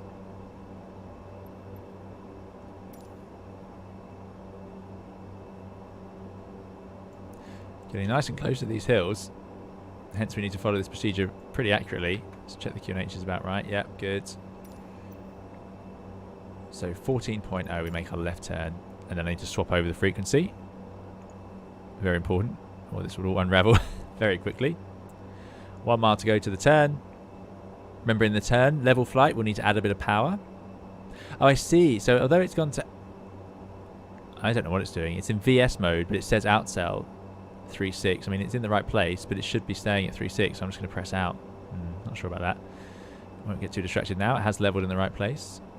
3.6 was the platform, wasn't it? Yep, good. 14 miles then. Let's turn around. Go, go, go, go, go. Bit of power on. For the turn. Oh, some sharp turn it goes to. What's that? There's a full 30 degrees. That's a good thing in this case. Scroll, scroll, scroll, scroll. Oh, no, don't do that. Keep turning, please. Definitely keep turning, please. That's because it accidentally clicked in. Again, part of the problems of using sims and not real aircraft. They are designed to be a little more easy to use than this. Keeping 170. 126 is our heading. A little bit more power.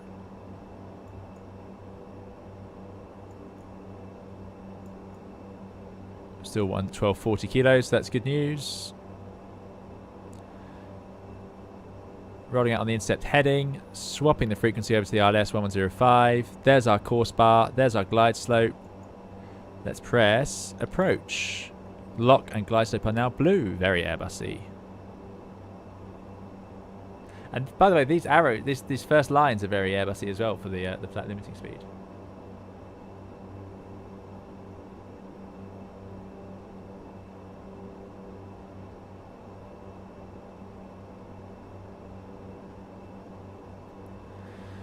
So 13 miles out on the ILS. It's a pretty good place. That glide slope's fake. I'm not too worried about that. This would intercept at about 9 miles. Sorry, 11 miles. Yeah, 3.6. Yeah, 11 miles. There we go. INA, 3 degrees. Slight issue here. We're not reaching that localizer as fast as I'd like, so this could be a glide slope from above sort of capture.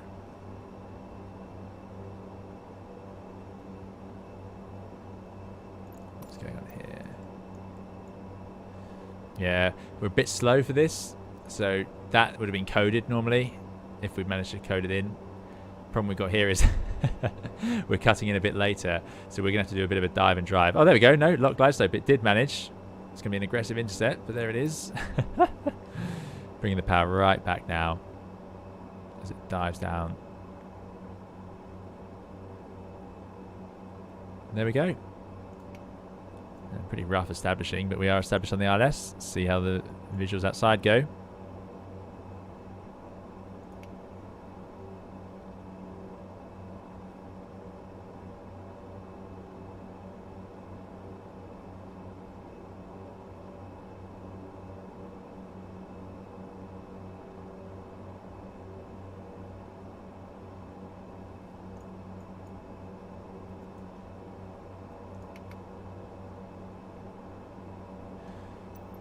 Good, so 8 miles out.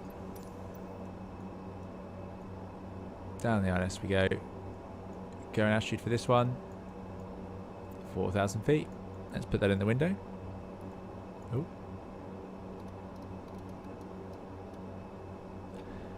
And you see here, this is where it's too slippery. The Dash 8, you could do this clean and it would decelerate on you fine. Maybe the ATR wouldn't, I don't know, but I feel like it should be fine. Anyway, we'll go to flaps 15.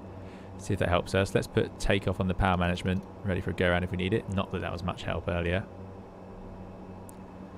And with idle power and flaps 15, I mean, this really should just slow down on the spot. Oh well, there we go.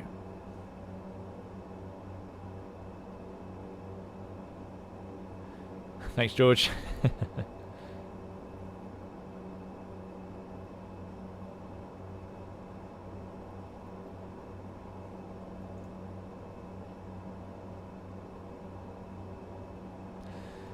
Right, let's just configure.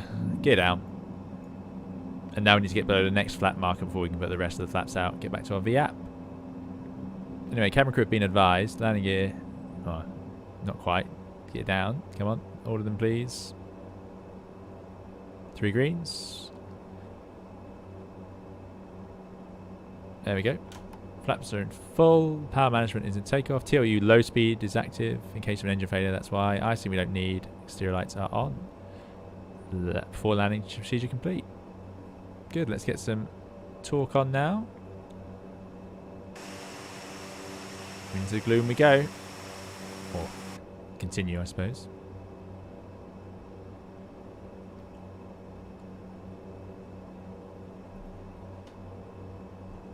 So for landing, it's quite floaty. This one you can idle in the flare, which again you couldn't on the dash. So I don't know how the real ATRs are. It could be the smaller propellers mean that these things are possible.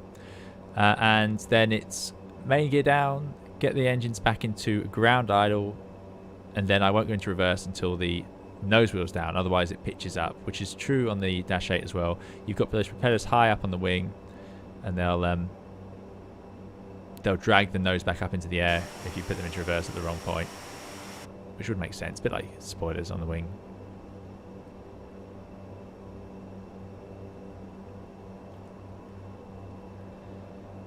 Right, a bit too much talk there.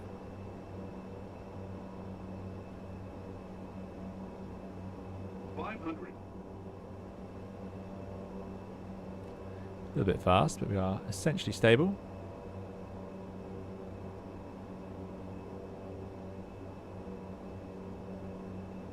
Approaching minimum. And above.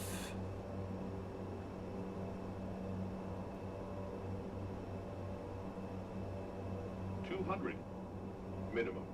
Nope. Minimum. Go around. Flaps 15. Positive climb. Gear up. We know that climbing out to sea is safe. Let's keep it climbing. It's a little bit underpowered, this airplane. Or maybe not underpowered, but it's not got the oomph I'm used to from either the Dash or the Airbus. On 2 engines. I mean, I'd hate to see this on 1 engine. But there we go. Absolutely nothing there. And certainly those trees were pretty close.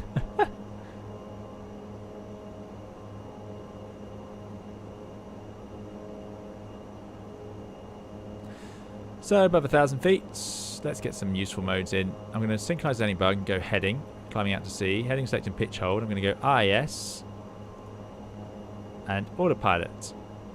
It's going to accelerate now to that sort of en route. We're above 1,000, so I'm happy for it to do its silly level off acceleration.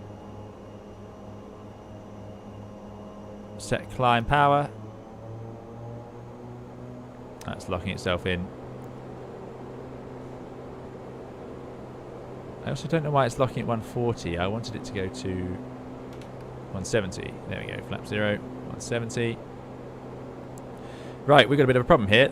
I don't want to be going too far in this direction because we are now on our diversion.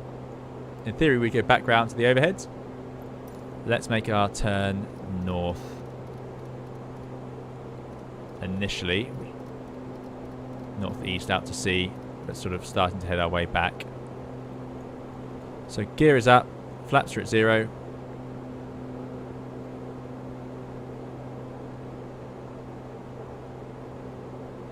It's underpowered on the takeoff roll according to compared to the real plane, according to real ATR pilots in streams. Thanks, Bernard. Yeah, I can believe that because I'm surprised how much runway this aircraft needs. Yeah, I am surprised. Right, let's get back to the notch.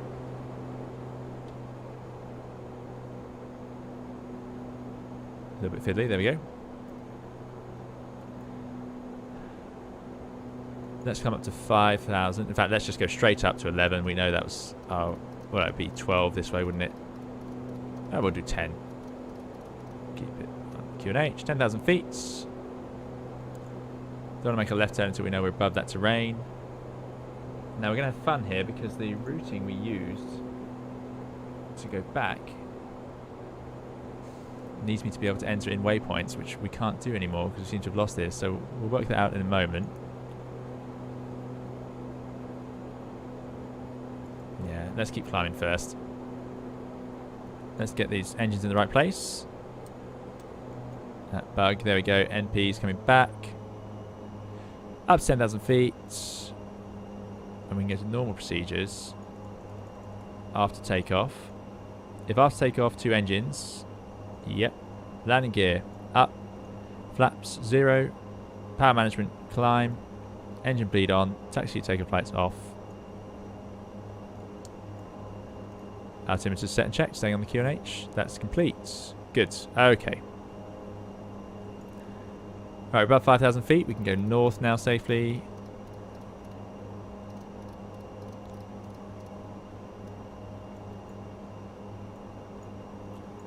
And let's see if I can get this thing to work for me. We want to go to NFFN.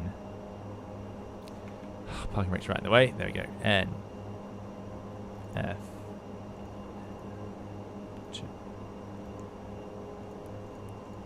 Back to where we started. No, put it in the wrong place. My bad. Disappointing. Let's try that again. N. F.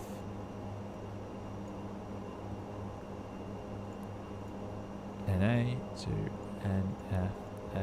NFFN. What am I doing here? Is that right?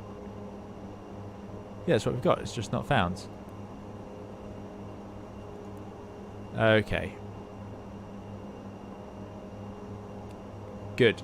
So our routing was supposed to go by Alpha, then Navua. Nav. Executes. DTO. Navua. Executes. There we go. Nav. This one will help. LNAV is going to work its way back round. That's good. Climb up to 10,000 feet. After Navua to Yadua. Oh well, an unsuccessful flight there. Yadua. Then Foxtrot. November. Sierra Foxtrot. So let's just do another DTO to Navua, just so it doesn't go back on itself so much. There we go.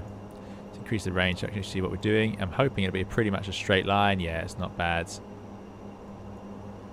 And away we go. Sorry if I missed everything in the chat. It's been a little bit busy. Tristan says, appreciate the realism. Thanks for not cheating on the weather. No problem at all. No, it's my fault. I could have set the stream up with any weather I fancied, and I didn't. There we go. Heading. Up to 10. How are we doing with fuel? 1.1 tons. Looking good, actually. We are looking good.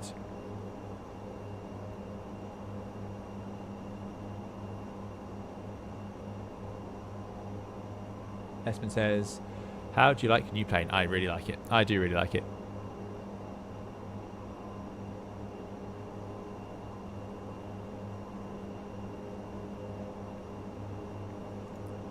Fuel on board, yeah, 1.1 tons. So it's light. I mean, don't get me wrong, we're not in a flush position, but we have enough fuel. For this sector, our alternate was NFFN. Get that right.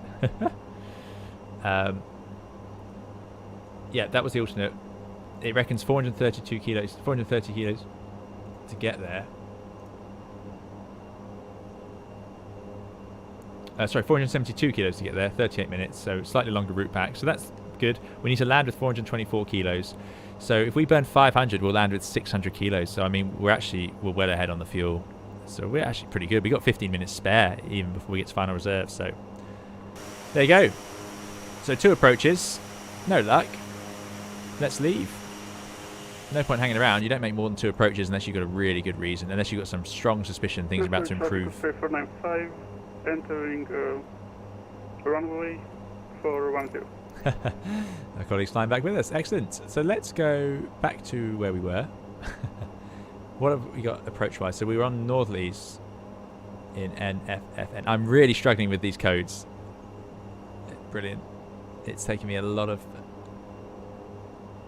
time to sort out that really basic thing. Now why can't I... Where do I click to get the charts up that I want to see, aside from the saved ones? Ah, airports, there we go.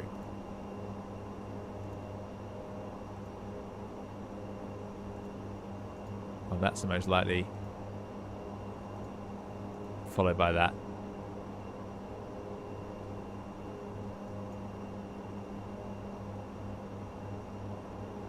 Oh well, we're going to get both sectors in. Not quite the way I imagined, but there we go.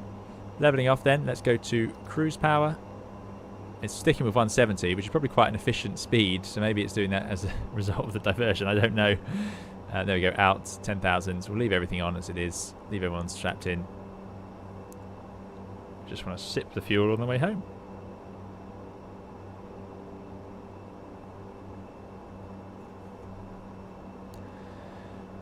Right, let's think. We need to put in some sort of an arrival.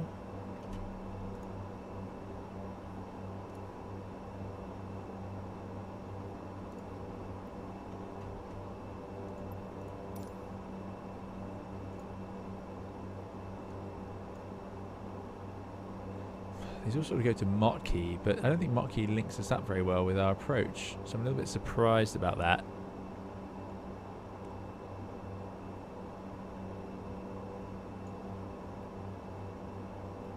Approach begins from the Mike India NDB, really, so that's what we want to get to. This is the usual puzzle. Where's the Mike India here? I'm really surprised by this. They also go to Motkey.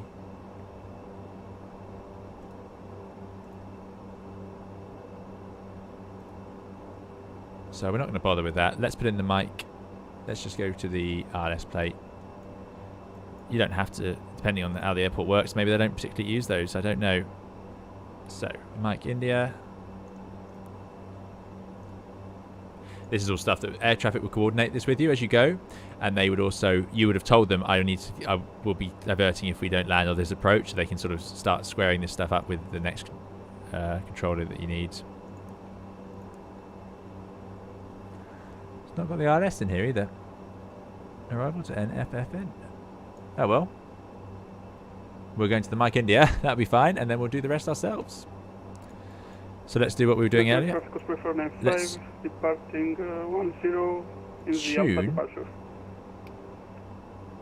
The 025 course. Always do it the wrong way. So 025. We'll tune that NDB.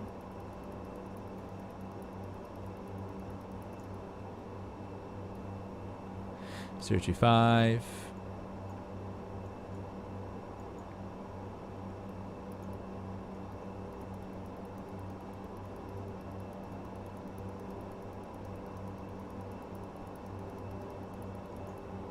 Zero 25. Frequency of the RS is co-located DME 1119. No, not there. Same on number 2. I like that I can do this all from the same side. Love that you don't put the decimal in. That is great news. Thanks for that tip. 364 for the NDB. Not there. Excellent. Natural traffic is 495 airborne, climbing 12,000. 364. If I click on this again, I get the NDB, so that's good news, which is more useful than the RS. Right, good. Let's put the source back to FMS for now. Oh, you can see. Right, so we don't need the FFNSF point. That's no good to us at all. Let's go back to our flight plan. Let's delete that. That's better. That's an arrival. And from the MI, we'll just intercept straight into the RS. That's about 10 miles out on the RS. Perfect. It's coming together. So, missed approach climb rating 5%. I don't think we can do 5% in this thing. So, we'll do 350. Slightly higher minima. Let's hope the weather hasn't deteriorated here. Top descent quite late on. We'll stick to that today. So, this will be nice and efficient going back at this speed.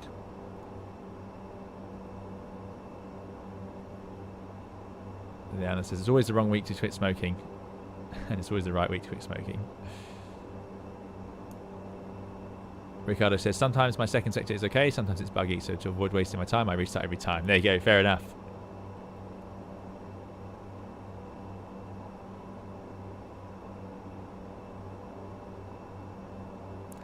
Tran says, just joined to catch the go around. Are you using real world weather? Yes, we are. Yeah, crazy amounts of fog there. Something I should have definitely checked before setting off on the stream.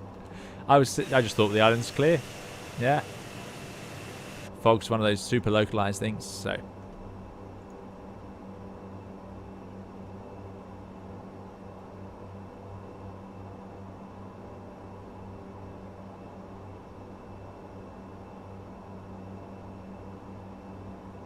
So 737 NG drivers moving to the Airbus. So there you go. So it's that's one less Boeing. There's only one. Is there just flight data sim on the Boeing now?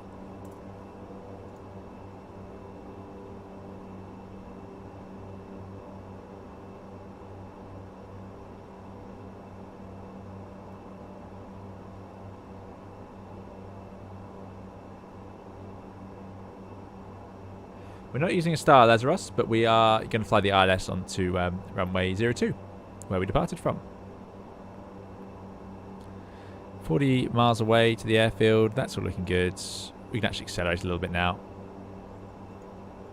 Manual speed. Let's go to 220 for a bit. Notch, notch.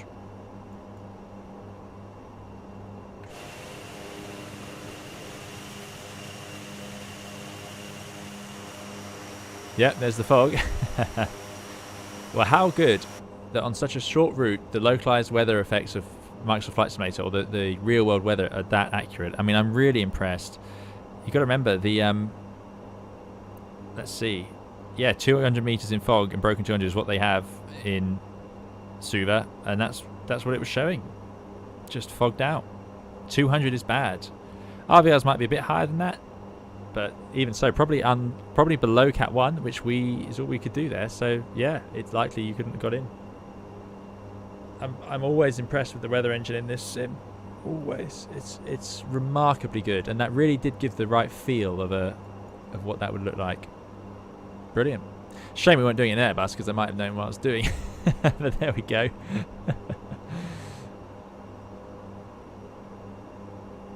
Still got a ton of fuel, loads of fuel. Could have tried again, but no, like I say, you wouldn't bother. You wouldn't bother. We can see the weather's clear over this side of the island. That's good news.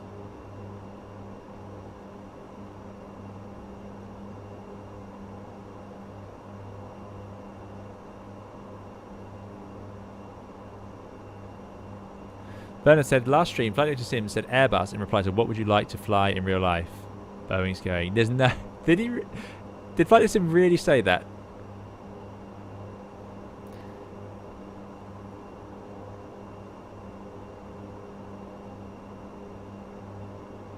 Cape says, this happened to me today on the Isle of Man. Did 30 minutes of holding and went back to Manchester as the RVR was 500 below minimum, so couldn't even try. No, that's it.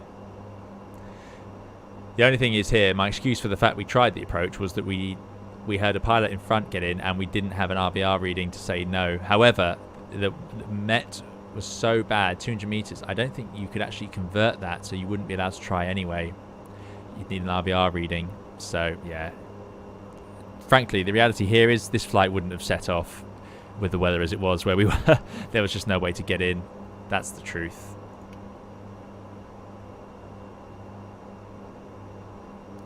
Oh, Hayden, don't say it yet. We'll see if we have any trouble. Ricardo says, the Airbus is just more pilot-friendly in real life. Most pilots would say that. Yeah, compared to the 737, I'd rather be in an Airbus, yeah.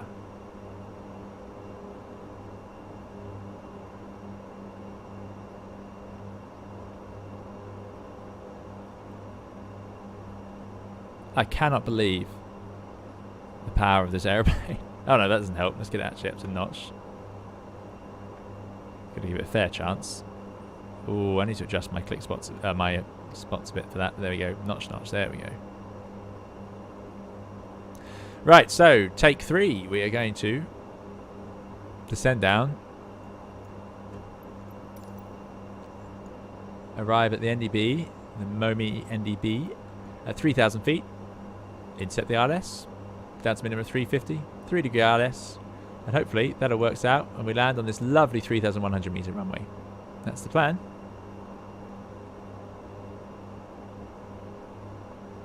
Ricardo says, who wouldn't want an easier job, same money, less work? Airbus.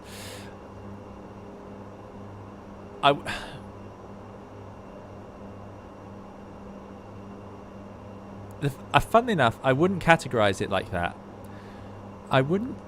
I like flying the Airbus for things like the comfort. I think the flight deck's very comfy, it's spacious, the seats are good, and the airplane does look after you. However, if you fly the 737 every day, yes, the after landing flow is much longer, lots of switches to move around, unlike the Airbus. But at the same time, it becomes second nature. It's other things that can be a bit more tiring about it. Like I say, the cramped flight deck, the noisy flight deck, some things like that can make the difference. But whether I'd say it's less work or not, I don't know. I don't know.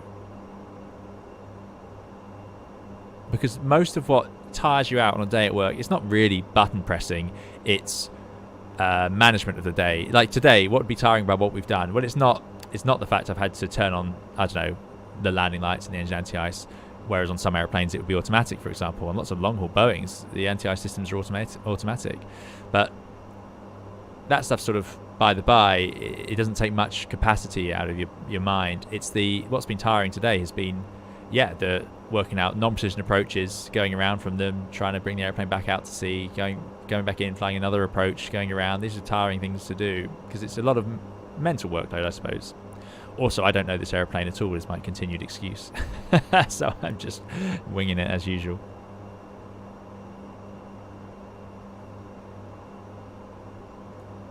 There we go. Bernard says he really did. In the sim, the Boeing keeps you on your toes, though.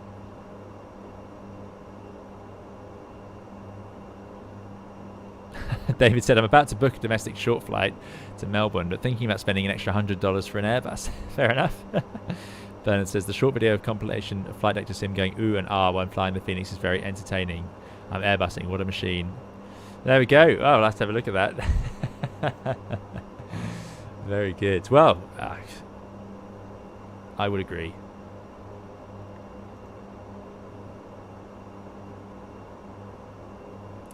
See you later, Dougal. Thanks for coming along. See you next time. Yeah, it's been a bit longer than I thought. Good fun, though.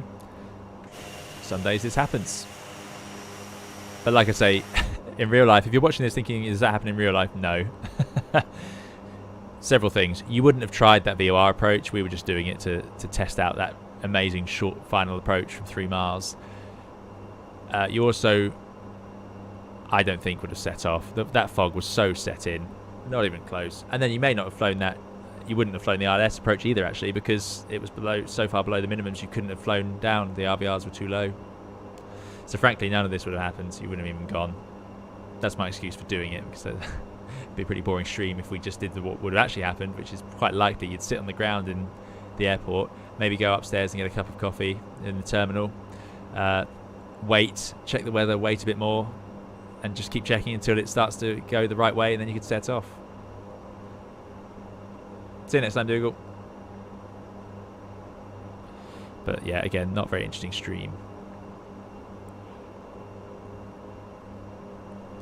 Alright, I'm going to try out the ATR's top of descent a bit here. Why not? Let's zoom in a bit.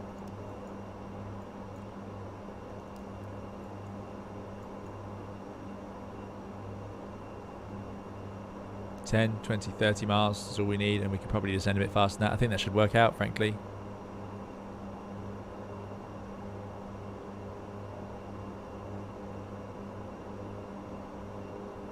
Ricardo says, when you look at it in a literal sense, Airbus is just less work. Can't get around that. I know it's second nature in the Boeing, but still the Boeing is a lot more task saturated. Yeah, it's fair. It's a fair point. It does take its toll over lots of flights when you are having to do more. It was the thing with the Dash 8 where when you're flying the go-rounds manually and you're always doing the throttle yourself, there's just more to forget, I suppose, when your capacity is running full. So it is a fair point. What is the BC and standby buttons under the approach button? BC is back course. We don't use it very often. I've never flown a back course approach. There's a backwards signal that comes out of ILSs, and you can use that, but it's very rare to be allowed, frankly, so I've never used it. Standby will turn the flight directors to standby. Or engage basic mode, it seems. I thought it would turn them off. On the Dash 8, standby turned them off. But here it puts it into roll hold and pitch hold, so I don't actually know what that's supposed to do. Not anything too useful by the looks of it. Let's go back to LNAV and out. There we go.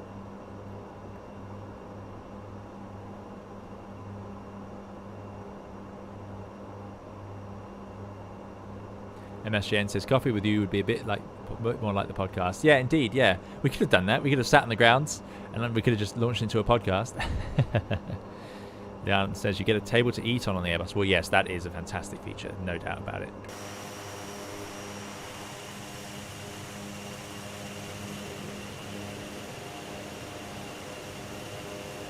Been a nice route, this one, back.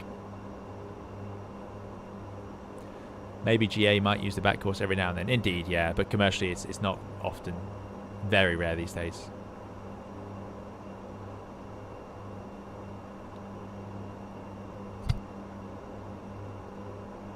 Bernard says if you set your descent altitude, it should arm. Okay, let's do it. So we're going down to 3,000. Just press VNav. Looks like he's got stuck in outstar mode, sorry. LNAV outstar. I'm not sure what it's doing here. I want it in VNav path, please. VNav path, there we go. And down we go.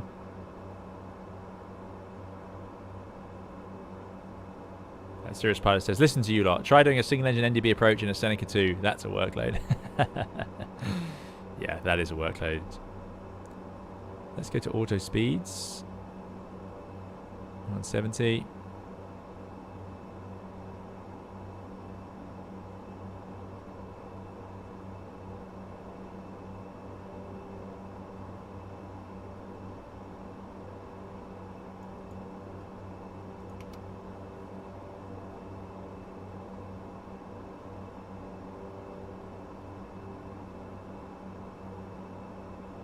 Def Lima Bean says, speaking of weather events affecting flight plans, I wonder how the pilots felt after the severe storms we had this weekend. Grounded most flights with a huge influx of people trying to fly out after a big event in the city.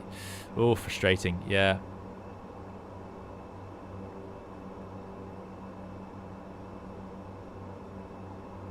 Yeah, storms are, you know, the wind is the big one, and storms are a nuisance for flying. You have to take a lot of fuel and preparation for that. Fog is quite a relaxed one. With fog, it's easy. You either don't go or you take the fuel to wait, and you always have an alternate that definitely won't fog out. The only time fog can make you nervous is if, not nervous, but what you don't want is to arrive somewhere foggy and then find out your alternate has also gone foggy. So what you'll do is you'll check that that isn't happening. And if it is, or starting to happen, you might go into whichever looks best to start off with. But, you know, if you were to set off on this flight knowing your destination is out of limits, then you just need to have two alternates. So let's say you go, you have your two alternates, and you take the fuel. It's not that stressful, really. You just wait until there's a report that the weather's improved enough. And then you'll be in the hold. Someone ahead of you will get in, and then that'll be that. You know, fog's not too bad. Snow's the same. The risk of snow, like fog, is it can shut an airport entirely if it gets significantly worse than expected. So you have to be ready for that situation. With snow, you want to have an alternate that is not forecasting any snow at all. Even light snow forecast there's a risk of it turning into proper snow, you know.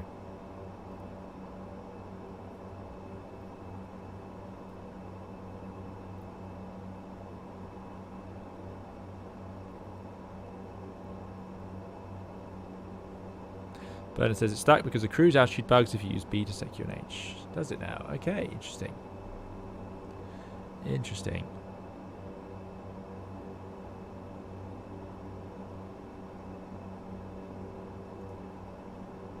So yeah, we sort of forced it out of that now into VNav path at least.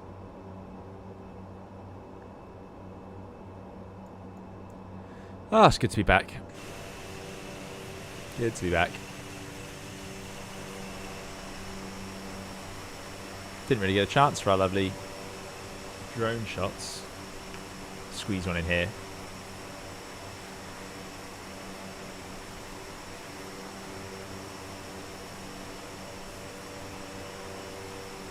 Navy traffic was 3495, leaving 2004 2000.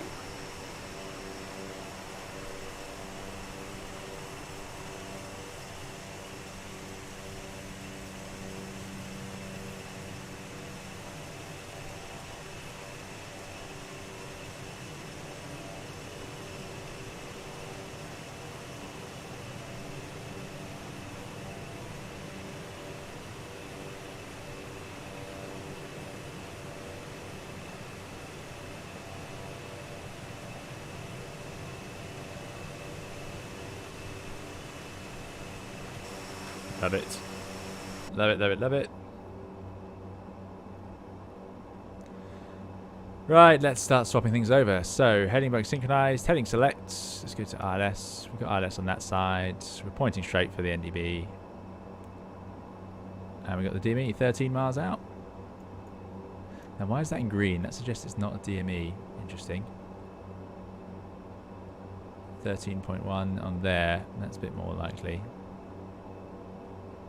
Is this Is this towards the... No, it can't be to NDB. Green is concerning because it suggests to me it's computer generated rather than raw data, as it were. Flying for Fun says, I'm planning a ferry flight now for PA28 tomorrow to Biggin. Weather looks horrendous. Oh dear. Not good. Sometimes you just can't do it. Can't go. It does happen. Normal procedures. Approach. Seatbelts. Landing lights. Altimeters. Cabin altitude.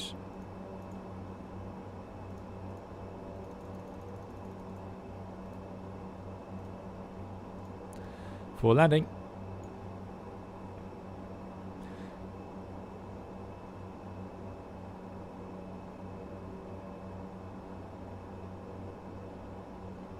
Significantly high, actually.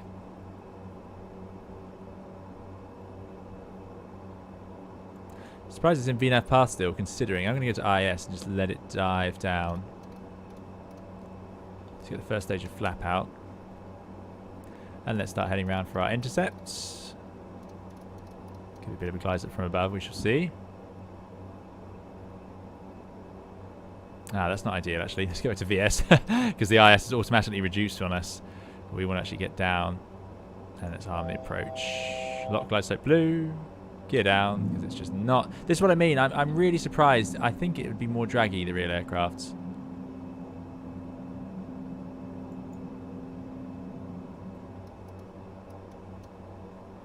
Maybe not 1700 feet per minute. It's funny that, you know, the numbers... Maybe that's quite a high vertical speed. I used to know when I flew the Dash 8, I would know, but now I'm used to sort of Airbus numbers. They're a little bit bigger. There's lock. Outstar. So it's not going to get itself onto the glide slope. So I'm going to wind the altitude above like the Airbus, push the VS, and drive it down, and then arm the approach again. Not a 2.6 though, that's outrageous. Do 1200 feet per minute. Get a bit of power on. Don't know what it's targeting now. That's no good. Autopilot out. Flat full. Power back. Don't know what it's trying to do. I think because I've wound the altitude up, that's obviously not the procedure in the ATR. It seems to decide to, let's get rid of the flight directors, decide it's going to, yeah, just climb on me.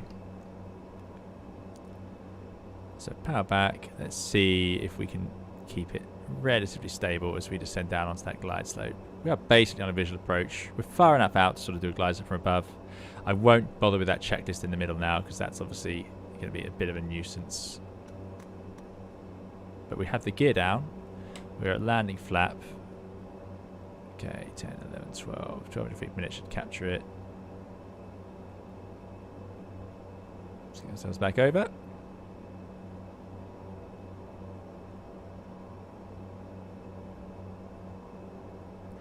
Yeah, these turboprops are so draggy. I'm just so surprised at how difficult this is. We're only doing 1200 feet per minute. I'm surprised to see the speed run away. But again, maybe that is just how it would be. Hard to know. They're not the biggest propellers in the world. The Dash had very big propellers, so perhaps it was just a draggier turboprop in general.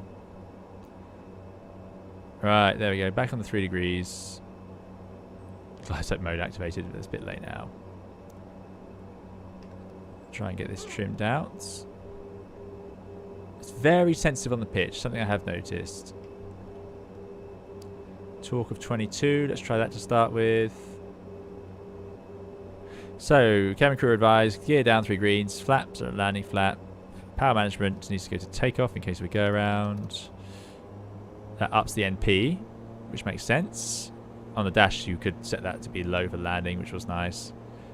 TLU low speed we've got. Icing we're not doing. Exterior lights are set. So twitchy on the pitch.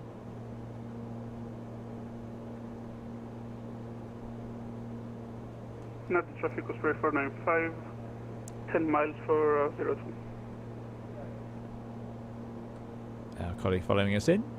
A little bit of left trim needed.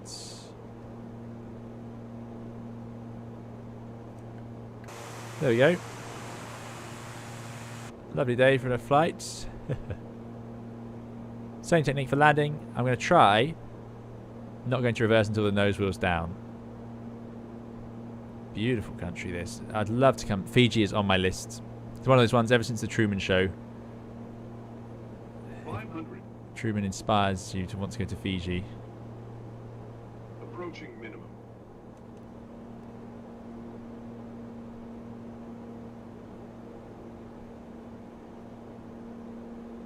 Minimum. Minimum. Yeah, visual. That's good news, isn't it? And how much fuel we got? 900 kilos. Oof, didn't burn anything on the way back because we did it nice and slow. 200.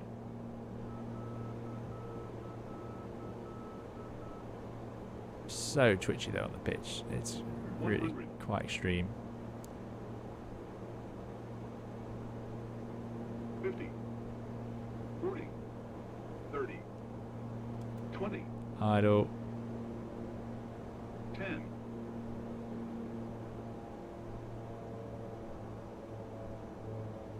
Come on. There's touchdown. Go to ground idle, I hope. Get the nose down. Won't even need reverse or brakes for this. And there we go. Deceleration down. I didn't do the recorder. Oh, disaster. Won't get a recorder of that one. I'm sorry, everyone. Let's get off the runway for our colleague, though. Clara says you may want to ignore the reverses. Yeah, agreed. We got away with it. Lauren V, good to see you. Sorry if I didn't say hi earlier, Lauren, but thanks for coming along.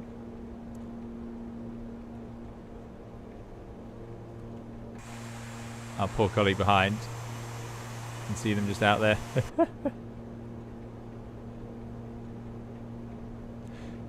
Fat Boy says, for me it was ever since Red Dwarf. There you go.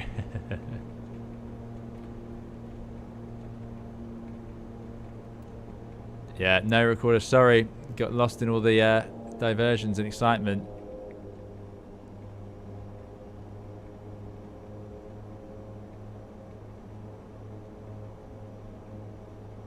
Lauren B says, you said hi at the beginning. Okay, good. Sorry. This has been one of those streams. Right, here we go. Let's get off the runway. No, the traffic was preferred 5 going around. Oh no, sorry. Yeah, pretty low down there. Oh, I am sorry. There's no floaty at all. Yeah, it's a... Again, I'm surprised how you idle this airplane, but there we go. Let's get out of the way.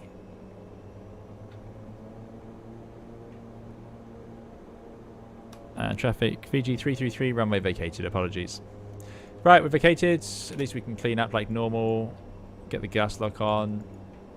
Get the landing lights off. Beacon nav lights on, strobe lights off. Let's go park up where we were. We might as well. Got the flight directors off. Yeah, we didn't get very far with that checklist. Need 2 pilots for that.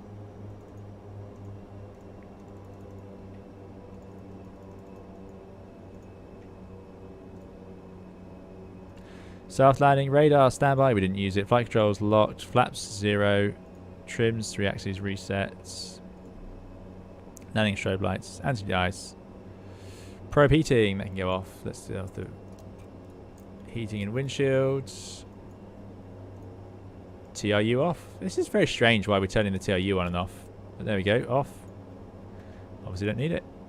After at least 2 minutes, condition lever 1, feather, then fuel, shut off. So we can shut down engine number 1. Interesting. It's been 2 minutes. Feather. Single engine taxi, like we do on the Airbus. Hanson says, a nice 90-minute flight to nowhere in a turboprop. Every passenger's idea of a good time. Yeah, that's it. Just get rattled around for 90 minutes. So it's in feather. On the dash, we'd leave it there for 30 seconds. I don't think we need to do it here. Fuel off. You put it into feather, and that way it looks nice and coarse when you see it at this point. And here we are, back. All the passengers will be so happy to see this airport again, I'm sure. There's the associated warnings. Right, what I am going to do is prop brake. Let me think about when that would happen. It's going to happen after we park, isn't it? So let's get the lights off. Wing lights, nose lights, landing lights, good. Turning into the live engine, always fun.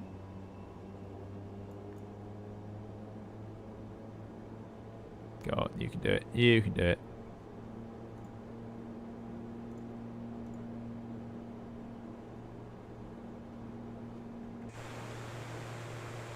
It's a great add on this.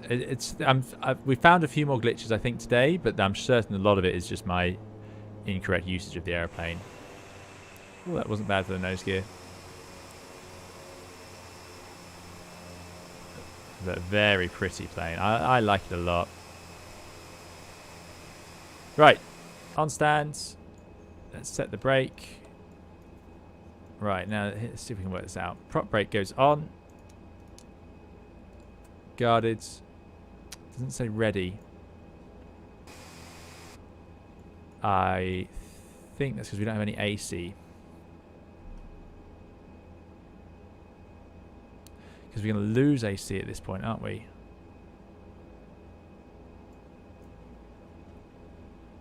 Let's see what happens. Oh yeah, prop brake. There it is. I don't think it'll be quite as quick as that. So now we're sitting on engine number 2. Traffic was 495, turning final for 02. 4 miles. And then you could just load up. Isn't that crazy? With the engine running. Clever stuff. And there we go. Welcome back to where we started. I hope you all enjoyed it. Adam says, in real life, Fiji ATR-72 has just departed for Suva from Nadi. 30 minutes late, though. Yeah, there you go. They were smart. They didn't set off. That's a good spot. Thanks for that. Good. It's because prop brake conditions weren't met. You need to have CO2 in feather or fuel shutoff. Yeah, there we go. Thanks very much. So we've done it. We're back. Safe and sound. Loads of fuel left. We kept an eye on it, but look at that. 890 kilos. Very efficient aeroplane. So sorry we didn't make it, and sorry I don't have a replay for you, but yeah, thank you all so much for coming along. I hope you enjoyed it. Bit of a different one for us today. It's a cool airplane. I really enjoyed it. We'll definitely be flying it a bit more routinely as we get more used to it. New podcast coming very soon, where we have our next special guest, Katie Pilot, which should be great. I'm looking forward to that. So that'll be up on Spotify very soon, and also obviously onto YouTube a bit after that. And yeah. The owner says, so when's our next flight to nowhere? Yeah, it might be another week. Things are still a bit busy, but then getting better later on. So look forward to that. Larry says, that was a lovely sightseeing flight. The sights being mostly fog indeed, yeah. MSGN says, thanks for the stream. You're very welcome. Castle Gaming says, looking forward to the podcast. Yeah, coming very soon. And it's a long one. It's a good one. So that's it then. Let's do the outro music. Sorry about the replay again. Thank you so much for the moderators for looking after us. Thank you for watching. Thank you for chatting. And thank you for those very kind donations. Really appreciate it. Bernard says, 3 approaches for the price of 1. No complaints. There we go. And probably not one of them flown to to the procedures of the ATR, but here we are. Right, outro music coming. Thank you all so much. Keep safe and well. We'll see you soon. Goodbye.